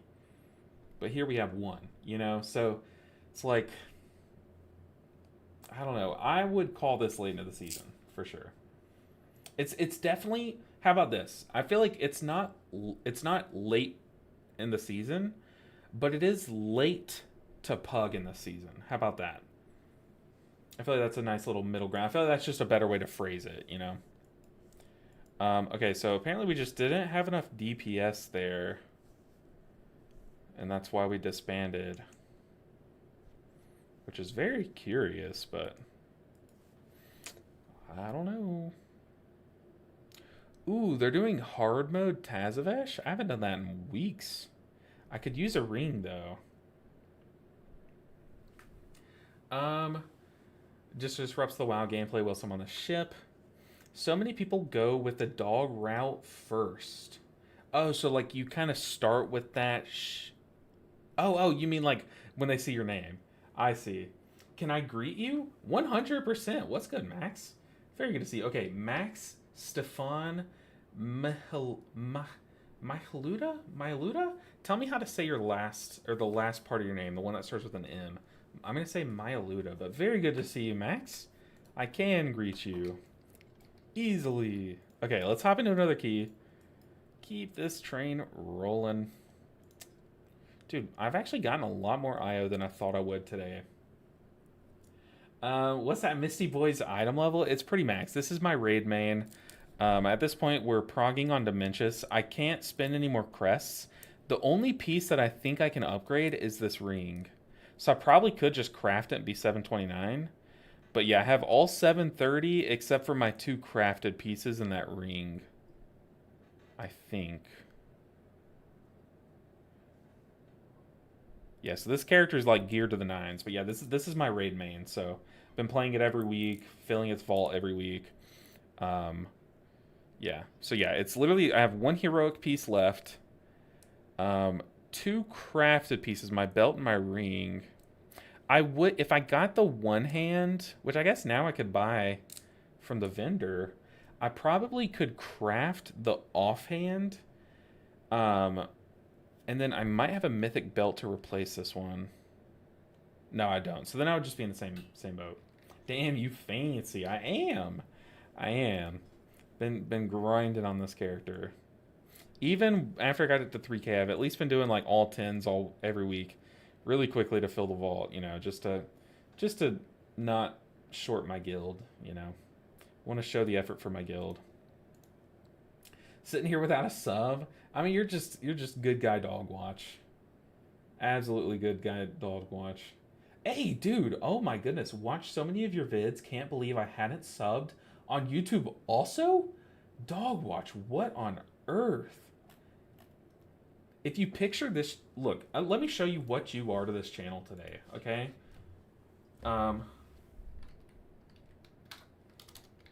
Let me show you a visual representation of what your support is to this channel, okay? I'm just using the god of Atlas and Smite. This is the channel. This is you. Dude, appreciate all the support. You are amazing. Thank you so much, Dogwatch. Hopping on, dude, the effort you're putting in, hopping onto YouTube so that you can sub on YouTube is Unreal. Unreal. Nice, strong, sturdy back. Huge. Absolutely massive. Okay, we got to keep queuing up. I also accidentally closed YouTube chat, so if you're watching on YouTube, I apologize. Got to get that pulled back up. We've done Halls, Gambit, Floodgate at 16. Let's just filter those out. Actually, I want to see Hall 17s. Yeah, I definitely want to filter out Gambit. Eco 17. Eco 17, Hall 17. Dawnbreaker 18 would be fun. I doubt I get in, though. I don't know. These guys just have a little bit more IO than me. Maybe they invite me. Who knows? Who knows?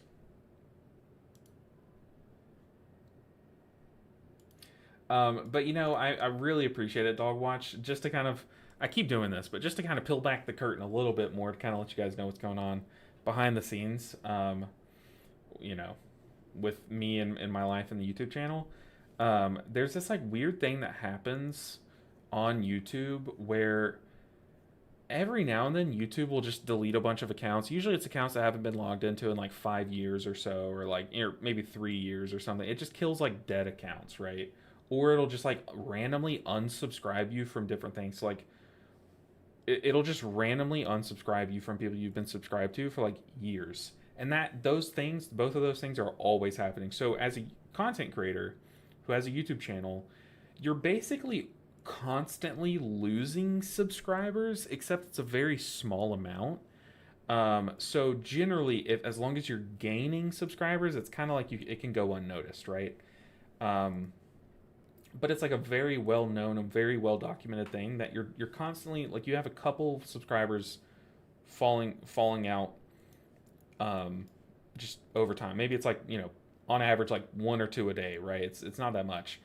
But while I was on vacation and for the past few days, now that like WoW content is really in a lull, these have been the first few days ever since I started my channel that I've actually gone negative on subscribers in a day. And it's like, oh, it was gut wrenching. But it was like I didn't gain any subscribers. Then YouTube did like a cleanse of like 8 all at once. And I was like, oh no. No. So seeing that was like sad. So the fact that you're over here hopping on YouTube to sub, you have no idea how much I appreciate it. It do be stressful out here this time of the year. I had to unsub for financial reasons, but as soon as I can't afford it, oh, Grandmaster, you're totally fine. I don't mean Twitch. Like, don't feel pressured at all, like, to ever sub to any streamer's Twitch ever. I just mean YouTube sub, like, just the free subscribe on YouTube is what I'm talking about. Jesus Christ. Oh my goodness. Okay, Blarg over here, like, shut up and take these. What is going on today? Oh my goodness, Blarg and Dogwatch over here. Is there, maybe we can make AI create an AI image of two atlases holding up the world, because y'all are holding hands, just hard carrying. Y'all are amazing. Oh my goodness. You know what's it stinks, but Grandmaster also swerved the swerved the gifted, but oh my goodness. Oh wait, did you? Maybe you didn't. But y'all are unreal. I appreciate you guys so much. Blarg, that's insane. I feel like this is the most channel members I've ever had. Well, hold on. I think we're tied right now, because there was one time where my mom subscribed when I first opened it up, and then Amanda Pleland also gifted 10. So I think we're tied currently. So that is huge. That is huge. This will sound noob as hell, but what does gifted a sub mean? So it's basically all it is on YouTube. The whole YouTube membership thing is it's just a it's just a bonus way to support a content creator. So like say like me, if I wanted to show support to Mad Skills, for example, and just say, you know what, Mad Skills, I think you're a great guy, you make great content, you're good for the community. Other than just hitting the subscribe button, I want to go the next step. Then it's a way to say, hey, I can. It's basically like a way to kind of like donate or tip a couple dollars to the streamer, to the content creator, and say, I'm going to support you for this month. So it's just saying, I'm going to support you more this month. Join your channel as a member for the month and just say, hey, thank you for what you do, kind of thing. So that's like, whenever I join as a member, it's someone like Matt Skills, just a good guy, like kind of thing. So the fact that Blarg gifted 10 memberships is absolute, not just insanity, but like absurdity in the best way. So Blarg, I feel like Blarg is just a goat with a computer. Like if we made it, if we just, I wish I could draw, but I would draw a picture of a goat sitting behind a desk, just scrolling on a computer. That is Blarg, and I feel like Blarg is the sound that a goat would make too. So, yeah, I mean it's buying a subscription now. The thing is like you the thing about YouTube memberships is not everyone has it really set up to where it's not like you're buying a subscription to then receive something. Like the way that I have it set up is like YouTube memberships are kind of just like just a bonus support thing. I don't have it to where like I'm sure some big content creators do, like I know at least like just PewDiePie, for example. I think if you joined his channel as a member, every month he would do like one members only stream kind of thing. But that's, I couldn't do that because most months I have 0 members, right? This month, hey, it'd be popping. I got a bunch of people to hang out with. Also, Martine's here. Good to see you, Martine. So yeah, I mean, it really depends channel to channel. The way that I have it set up is it's kind of like it's just like a bonus support thing. However, if they would let us, hopefully they let us do emotes on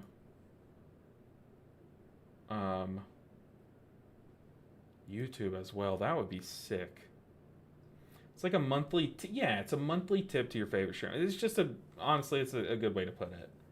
So Blarg out here just making it rain on the stream. Some people use them as paywalls for UI and stuff sometimes. Yeah, and that is kind of like the general thing that YouTubers do is like, if you sub to my Twitch, you'll gain access to a channel in my Discord that has all of my UI. But I don't like doing that.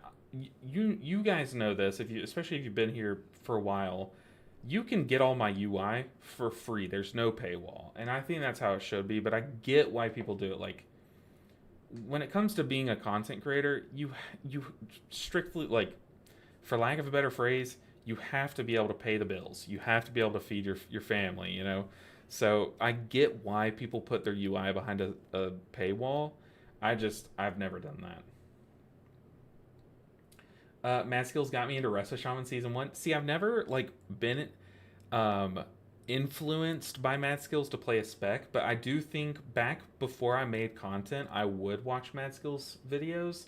Now I try to not watch it just because I like to keep my stuff fresh and not, like, have outside voices changing what I would think, you know what I mean? Or else I would watch Mad Skills specifically to support him, because I think if you look up, I saw a Reddit post on YouTube, and it was like, is Mad Skills, like, what's the problem with him? He seems like he's just like, I don't know. They were basically just saying, like, he doesn't seem like he's nice. He seems like he's, like, mad or something. They probably just watched his stream when he failed a key. Look, we've all been there, But just to kind of give you guys a little bit of insight, I've spoken to Mad Skills, which, first off, the fact that he even took a moment to talk to me is insane. But second of all, he is legitimately, I'm not exaggerating, he is absolutely the nicest content creator there is. Like, straight up, Matt Skills is the kindest person. Like, I was going through something, like, there was, like, basically some YouTube,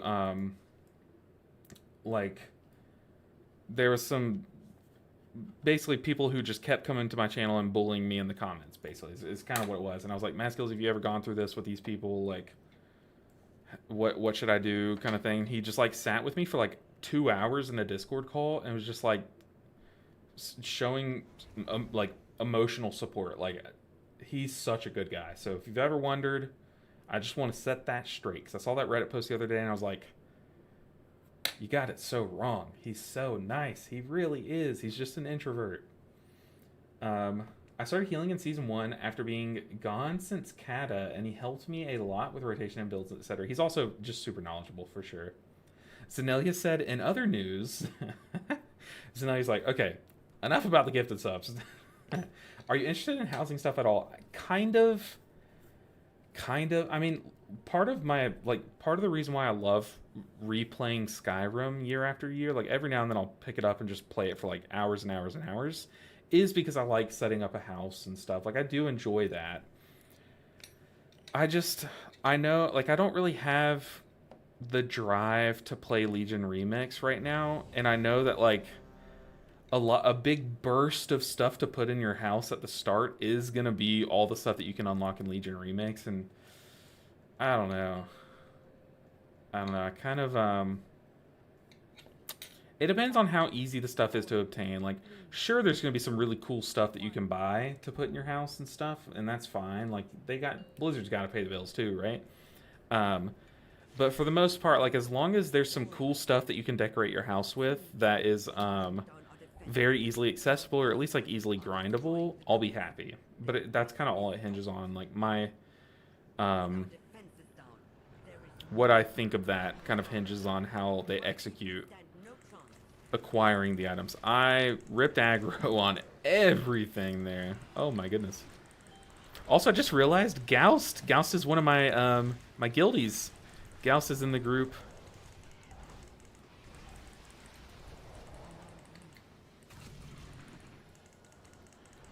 Okay, I popped Chi-Ji.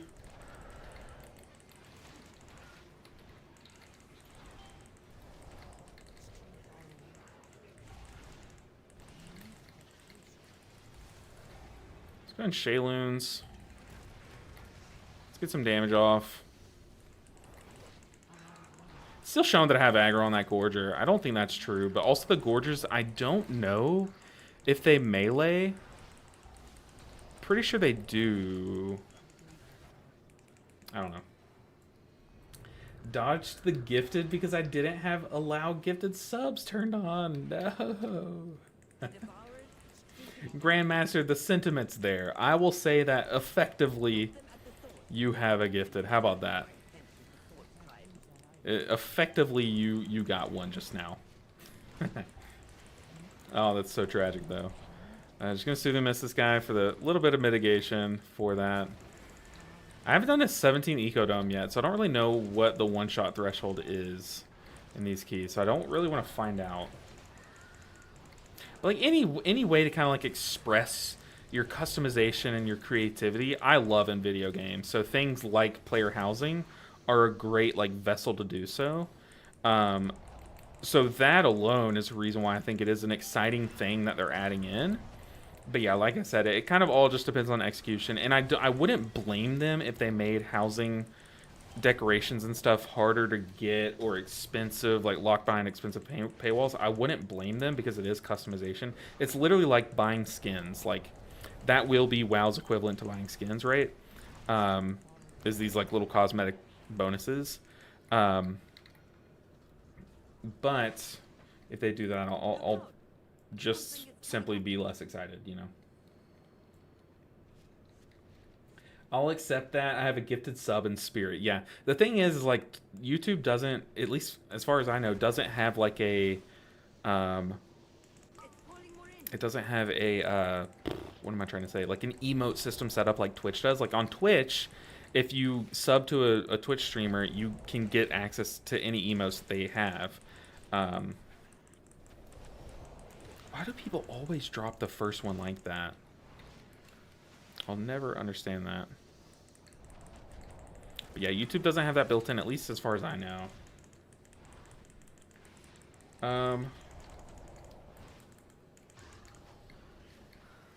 They pay the bills plenty with subs. Yeah, honestly, true. You're not wrong.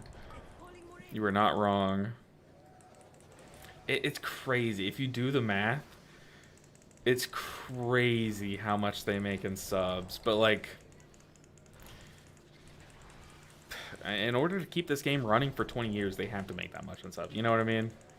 They can't worry about can they keep their studio this month and keep the game this successful and thriving. Both those things can't happen.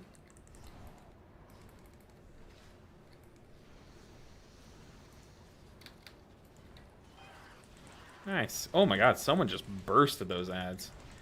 Dude, Goust is crazy. So Goust is one of our guildies, and he literally has a fully geared Ret Paladin and then a fully geared Havoc Demon Hunter, and he is just as cracked on his Paladin as he is on his Demon Hunter. And just look at how... I want you guys to keep an eye on Goust, the Demon Hunter in my group, the whole key. Just keep an eye on his damage. The guy is nuts. Like, he is so good at this game. He's like one of our more recent recruits in the guild, but like the man is cracked at the game. He's insane. Why do people drop there? I don't get it. Just gonna cocoon. Probably didn't need to, but I want to save Chi-Ji for the intermission. I'm going to leave the ads up because I know Gauss's boss damage goes up the more he can cleave. He has a lot of funnel. So I don't want to do like too much padding on the ads.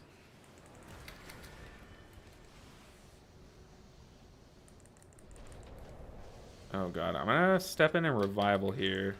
I think the paladin might have lay on hands himself.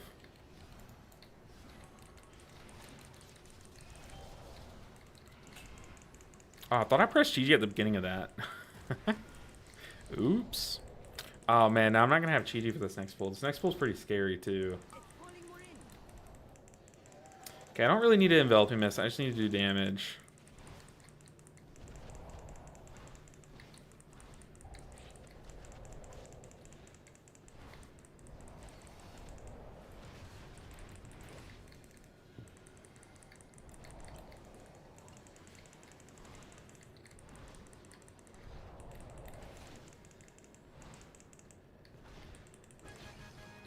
Alright, moving on.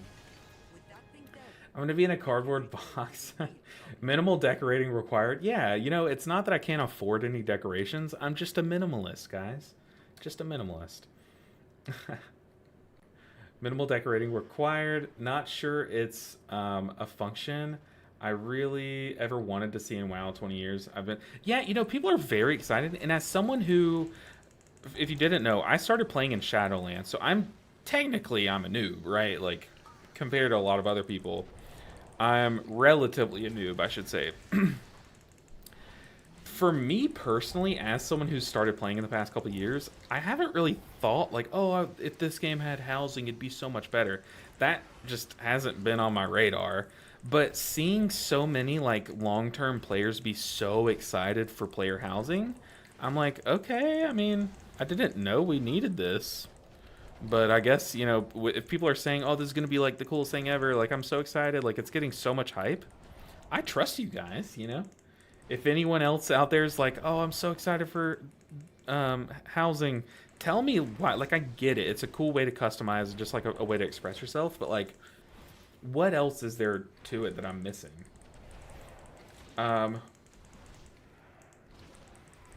Like, what am I missing that's the reason why it deserves that much hype? Like, I get why it's getting hype, because it's cool. But is there something that I'm missing? Like, something that is, like... When this whole WoW housing needs to be a thing conversation first started, what was the argument? Like, what started that? Are you going to do beta mythic keys with all healers? 1000% Blarg. There's going to be more beta content on this channel than you ever thought could exist. You want to know why? Because I had to spend over $100 to gain beta access. Well, technically it's the $100 for the Epic Edition minus what Midnight's base edition would cost. So it's about, I had to spend literally like $40, okay, for specifically beta access. I'm gonna damn try to get my money's worth, right? You know, as far as content, I'm gonna squeeze the content out of that $40. So yes, and on top of that, it's not just for the content. It's something that I want to do. So 1,000%, I can promise you yes. I mean, they kind of tried it with Garrisons and Watt. Yeah, that's what I heard. I mean, Garrisons were a little different, though, right? Like, it was... I don't know. From what I understand isn't housing going to be kind of like it is in Skyrim? Where there's, like, a couple different places you can put your house, and you kind of get to choose which one you take, basically? Kind of? Whereas in Watt, it was like, hey, here's where your garrison is. Like, good luck. Set it up, you know? I almost got nuked there, by the way. Okay, the frontal is trucking my tank. So I'm going to cocoon the tank, but that does mean that everyone else is a little more sketchy. Okay, luckily, dude, this shaman popped Ascendance and went absolutely buck wild on that sentinel, because that sentinel is kind of getting a little spooky.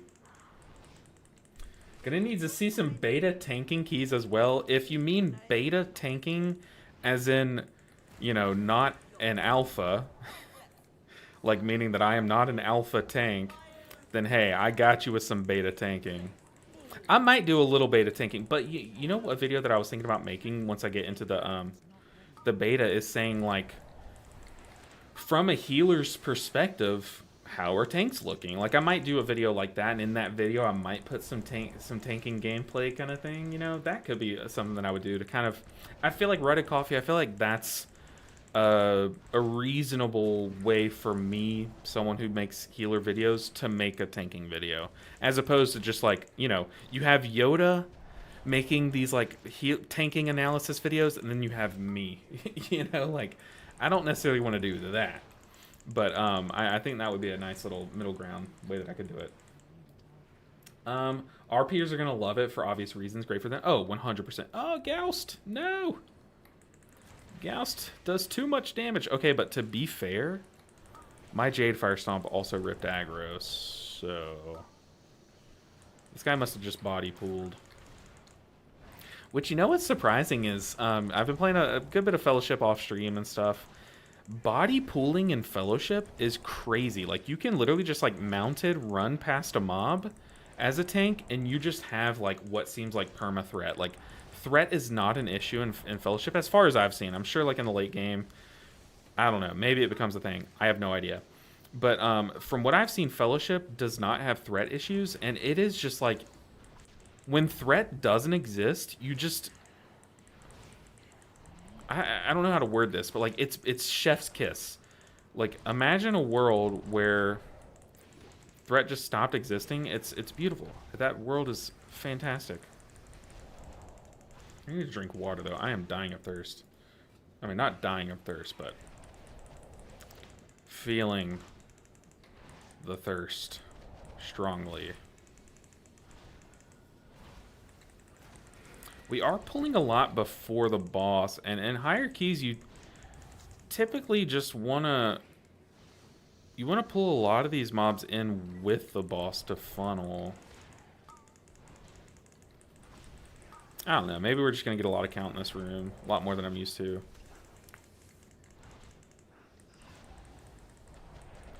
Oh, that arcing zap went off as the jump went off. It says that the shaman interrupted the zap, but it went off and literally killed us, so. Also, my stop was down. That's why I leg swept, because I tried to squeeze it in last second, but I don't know. Usually arcing zap is like the scary caster. You don't really care about the bolts. It's really just the zaps. Those are the ones that you want to kick. So I just figured someone would kick it, but guess not.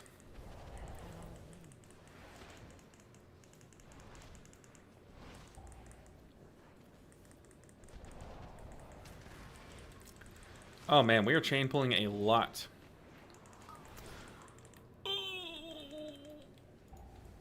Run, kite! I'm gonna We have a B res. Oh no. Did the tank DC? Is that the key? I simply wish you had lasted a little longer. I cocooned the paladin so he could get a B res off, but he didn't go for it. Okay, I am very behind on chat. Zanelli said LBN's a WoW baby. Technically, like, relative to most players, especially relative to all the other like content creators and stuff, 100% I'm a WoW baby. Like, me starting in Shadowlands compared to other people who have been playing since like the game's inception, you know, is crazy. Why chain so much? I'm not sure, especially because I mean, these mobs aren't like super threatening. The only thing that's threatening is if casts go off, and there the tank died to a bolt. Like, that was what killed the tank. It did like 60% of his health. Maybe he thought he had spell reflect up, but I feel like a prot warrior should never die to a bolt in this dungeon, because prot warriors have a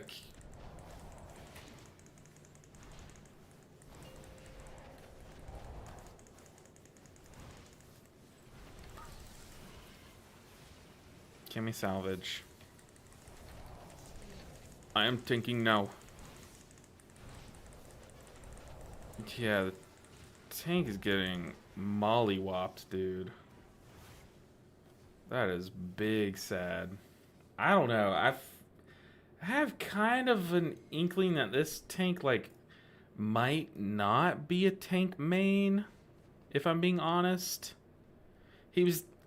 Look, we can call a spade a spade. He was tanking like I would have tanked.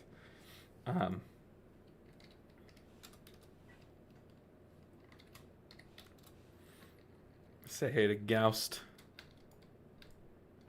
Want to brick my 17 Gambit? I do need to go eat. Got date night coming up, but would love to grind some this weekend. But yeah, I'm not too sure why we chain pulled that much, to be honest. Okay, yeah, I heard this mentioned in the duo stream yesterday. Yeah, we were talking about how I'm so new to the game. I'm out here stuck with a wife and a child. I also have a wife.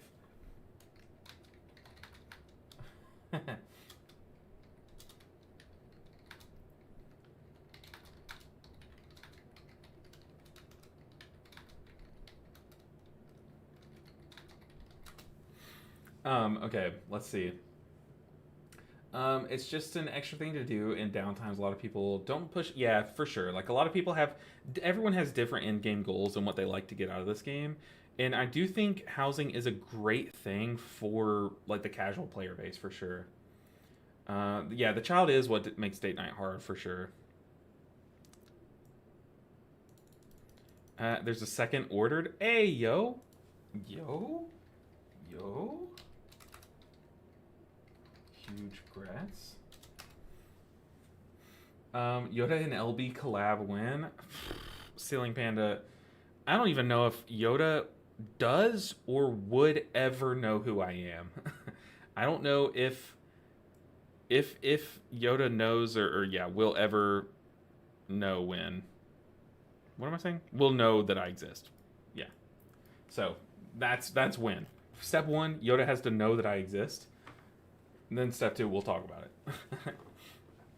Bought the Epic Edition and literally back to work for 2 weeks on Wednesday. Oh no.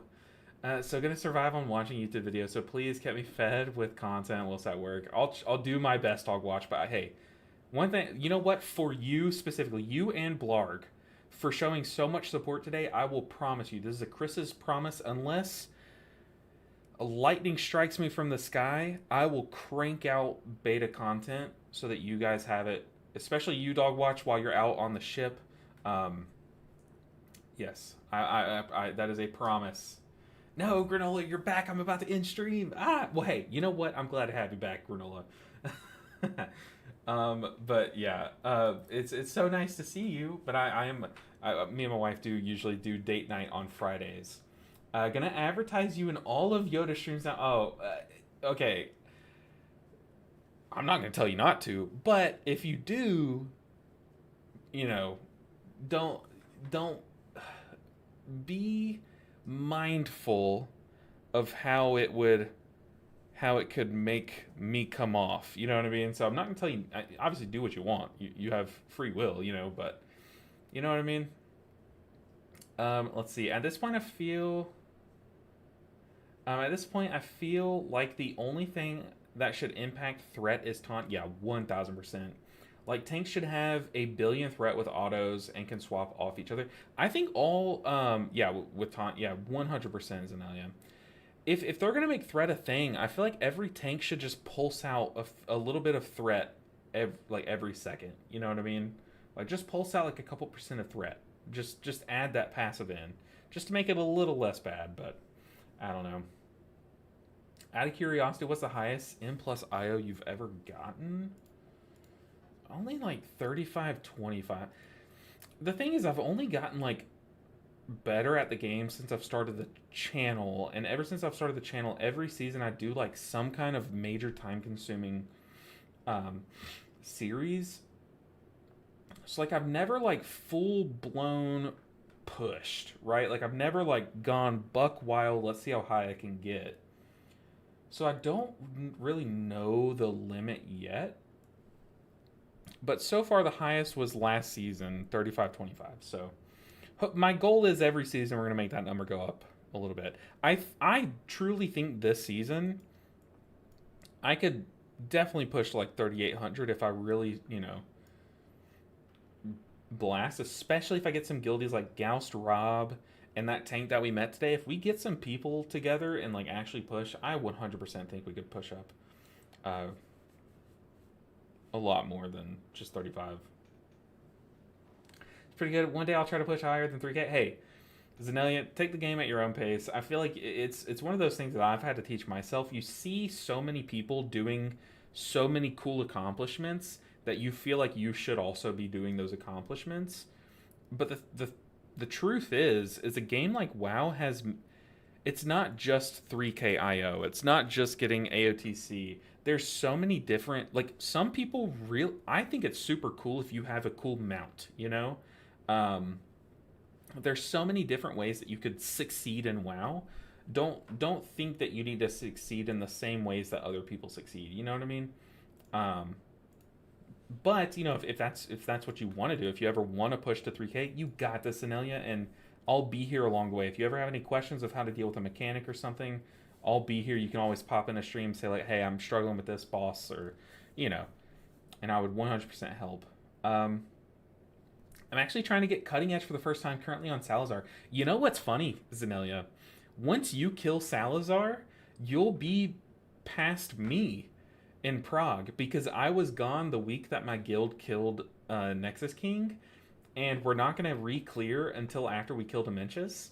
So once you kill Salazar, you'll be past me in raid. That is awesome. So use that as motivation. Pass me.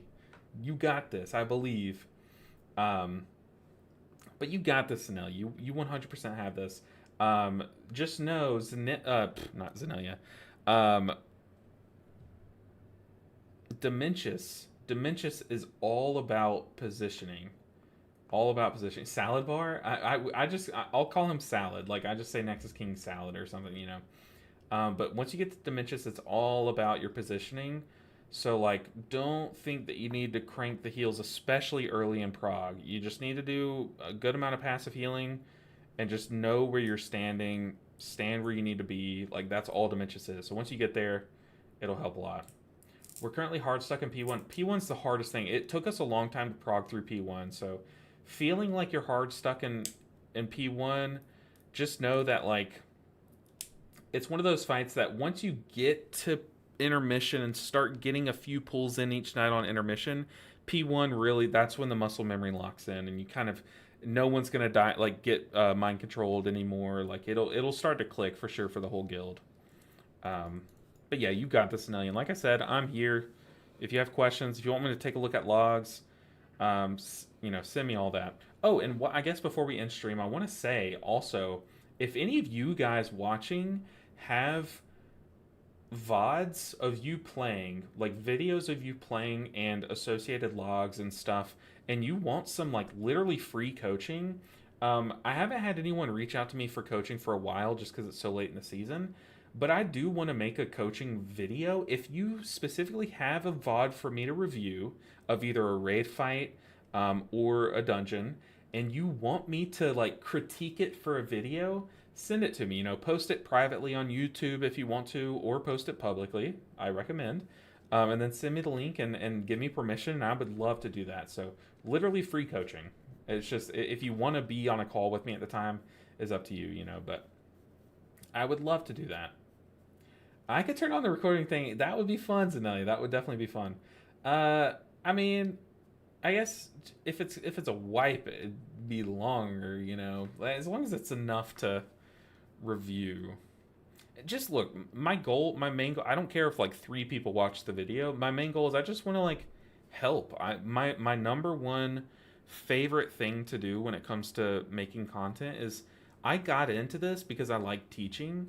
That's my number one passion is teaching. It doesn't matter what. I'll teach you how to do a go we wipe on Clash of Clans. I don't care. Like I'll do whatever it takes to teach. And this is kind of like I need to like feed that like outlet somehow. And I think I need to make like a just a coaching video, you know. So it doesn't really matter. Just however I can help, I'll be happy to. But I've yapped enough. I'm gonna go. It is date night tonight, so y'all know Fridays. Y'all know the drill. Date nights are Friday nights. So I will catch you all on Monday. So me and Vlad, me and DNV are working on a series right now where we're role swapping. We're doing those streams every Thursday. So from now on, the Thursday streams, other than Thanksgiving, are gonna be us doing that series. However, we're gonna try to squeeze in a Saturday to make up for Thanksgiving or something. So stay tuned in the Discord for when that Saturday will be. But guys, I appreciate you all so much. Have a great day. I appreciate you. Have a good night. You guys as well. I will see you all on Monday. Have a great weekend. Hopefully, I can get some videos cranked out over the weekend for you guys. But beta is next week. Oh, I am so excited. So excited. I'll have plenty of stuff for you guys. Beta content, that would be awesome. When do you stream usually? I only ever catch your YouTube videos. Blarg, I stream Monday, Wednesday, Thursday, and Friday at this time on those days. So 1 p.m. Central to about 5 to 6 p.m. Central. And just know that Thursdays, me and Vlad are doing that series right now. So even once beta starts, we're going to still stream that on Thursdays. But so Monday, Wednesday, Thursday, Friday. Every weekday except for Tuesday, because that's reset day. And I can't consistently stream on a Tuesday. But anyways, okay, I will catch you all next time.